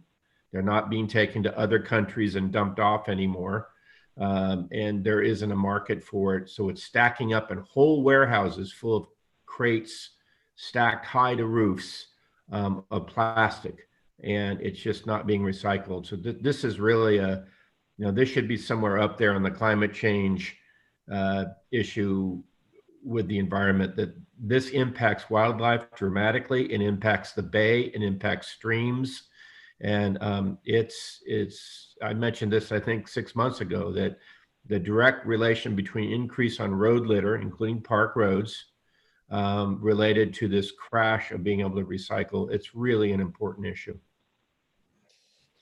Real quick, I was listening to NPR the other day, and they had mentioned the fact that because the demand for fossil fuel for petroleum-based industry is so low, that industry is looking to increase its market share in plastics, and that the cost of virgin materials for the use of plastics is considerably cheaper than recycled materials. So that's why there's no incentive to recycle right now, because there's recycling rates are way down. There's the fees that went to, or reimbursement rates for recycling, way down. It's very problematic for sure. And I just want to comment that Director Waspy has had a passion for the recycling from long before he retired, and long before he got on the board. And we've made such great efforts, and yet we've gone backwards. And I just think if the district can play some kind of role in being an advocate for more recycling because of the issue impacts on parks and wildlife, I think we could be a voice to educate the public.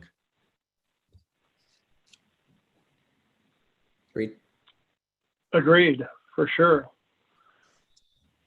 Any questions, comments on that recycling bill?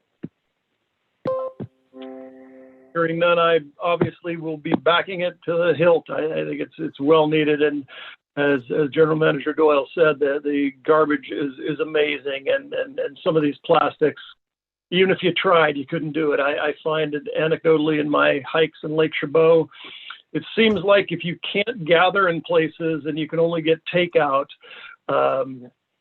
my friends here in Castro Valley love to go to McDonald's or Carl's Jr. or any of those other fast food places and grab all of the different types of plastics and different types of litter and come to Lake Chabot Park because you can go there. And that's where the litter ends up. So it definitely impacts us, and we need to step forward. But if there's nothing further or nothing from the public, Doug, thank you so much. I know you're going to stick around for the next item. I don't need to do it. You're right. You're Run, absolutely Doug, right. run, Doug, run. Thank you, everybody. Have a terrific weekend. I appreciate it. You, Doug. Thanks for everything. Eric. Director Waspy, we were asking for a support position on the plastics ballot initiative. Oh, pardon me. Yes, you are. Do I have a motion to support the plastic initiative? We got a motion from Member Eccles and a second from Member Lane. Any further discussion? Any public comment? Hearing none. Yuli, will you take the vote? Director Beverly Lane, Yes. Director Elizabeth Eccles, Aye. Chair Director Dennis Waspy. Aye. Motion passes unanimously. Thank you very much, everyone. So now we'll move to item number 4, the 2021 consultant contracts. Robert? Thank you very much. Since this will probably be the last time that I will ever recommend these contracts, I really wanted to speak to the importance of this effort for, as Doug mentioned earlier, over 30 years, multi-generational in the Houston family. I'm sure that over time, It's been hundreds of millions of dollars that we've been able to influence in our direction with our advocacy in Sacramento. First with the Houston Mignani contract, but also Washington, D.C. We heard one example of 10 million today with the transportation effort that Peter really took the lead on. And so I just really want to emphasize to the board, these are not insignificant costs for the district, but the dividend is if not threefold, it's probably tenfold with our leadership in Washington, D.C. and our leadership in Sacramento for funding, but not just funding measures for the district to match the public's local tax funds that they voted for repeatedly, but also actual legislation, as you went over today, a long list. And this has been going on for many, many years. I want to go all the way back to Richard C. Trudeau, who really brought this to the district and brought our first lobbyist to the district. And it's really paid off, and it's really important. It is one element of our outreach to our legislators and our delegations. But these people are there every day watching the legislation for us, working with the staff, being an advocate. They are very good at working with staff to say, what's the nuance here? What's the priority here? Because there are so many things going on. And I just really hope that this board continues to make our legislative advocacy both on the side of good bills for the environment and parks, but also on funding for future land and water. 35 years I've worked on that, others. So it's really critical, and we get the grants, we get them. I just an example. It was state legislation passed by the district as the sponsor that limited recreational liability across the entire state of California for every park and recreation agency, for every city park and rec agency. The liability restrictions, the liability laws were very much in favor of going after everybody, and we were able to pass, including with opposition from the Bar Association and some others, statewide legislation to limit liability. So we don't even go to court. It's immediately thrown out because hazardous recreation, including mountain biking, including a lot of other things, are now a limited liability. And so that's just one example. Think of how much money that has saved us over the last 40 years. So that's just one little example on the legislative side, not the funding side.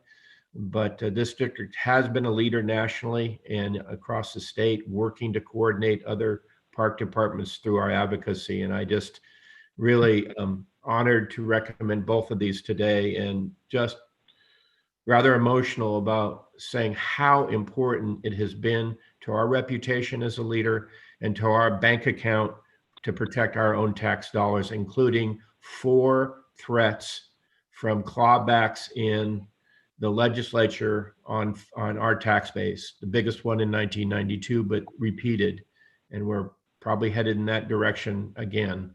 So I just really wanted to emphasize how important this is and to support this effort and to continue to make this an extremely high priority. So I have great respect for both of our advocates. We've had different ones throughout the years, but highly recommend both of these very successful organizations and people to support the district's board's priorities. Thank you.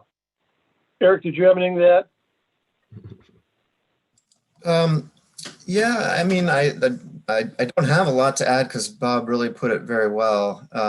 I just, from a staff perspective, it's just so important to have competent and trusted information from our advocates in a timely way. And both Doug and Peter provide that. In fact, sometimes I worry a little bit about Peter's health because he's sending stuff from the East Coast at 8 o'clock at night.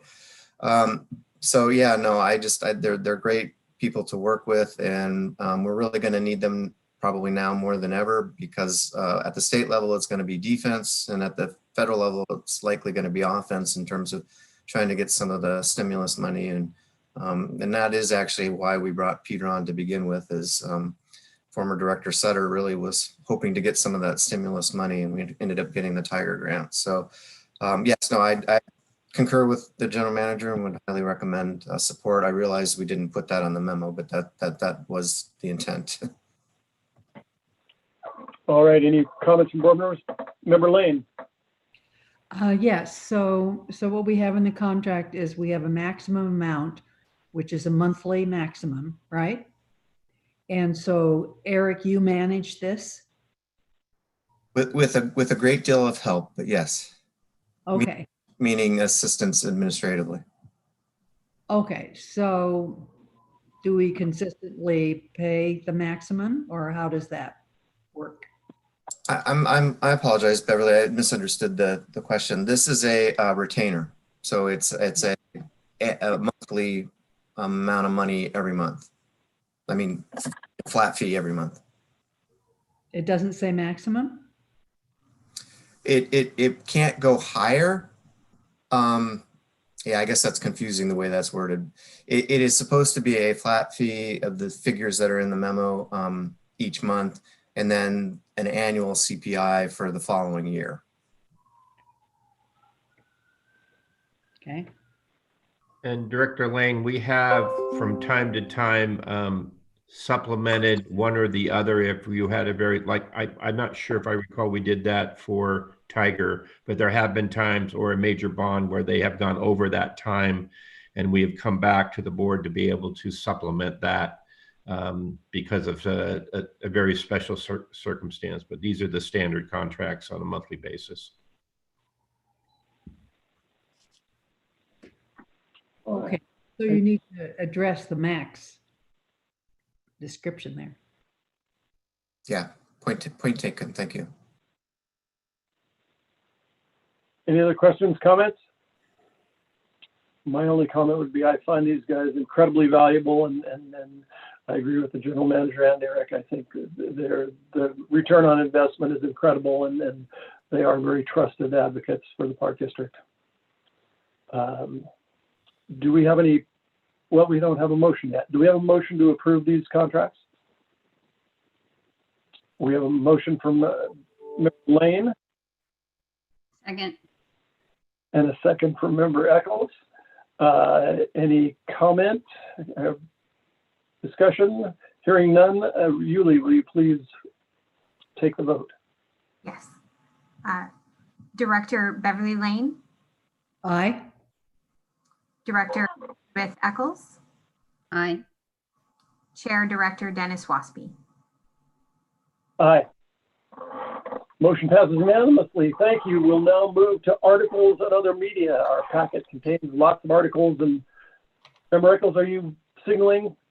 I'm just signaling a time check because I unfortunately optimistically thought we would be done by 3 and made another commitment for 3 o'clock sharp. So I'm going to need to get out of here in about 2 minutes. So just a heads up there. No optimism there. We'll be done in shortly in that time. The articles were all great, very informative. Thank you all for putting them in there. Does anybody have any comments on the articles? Hearing none, open public comment, open forum for public comment. Any public here that wants to speak? Yuli, no? Nope. So let's move to board member comments. Hearing no board member comments. Thank you all. Elizabeth, enjoy. Take care. That was very good. I did actually want to just say, thank you all for a really great year on the legislative front. It's been a tough year, but I really want to thank both our Park District team and our outside consultants for your excellent work this year. Thank you. Yes, thank you very much.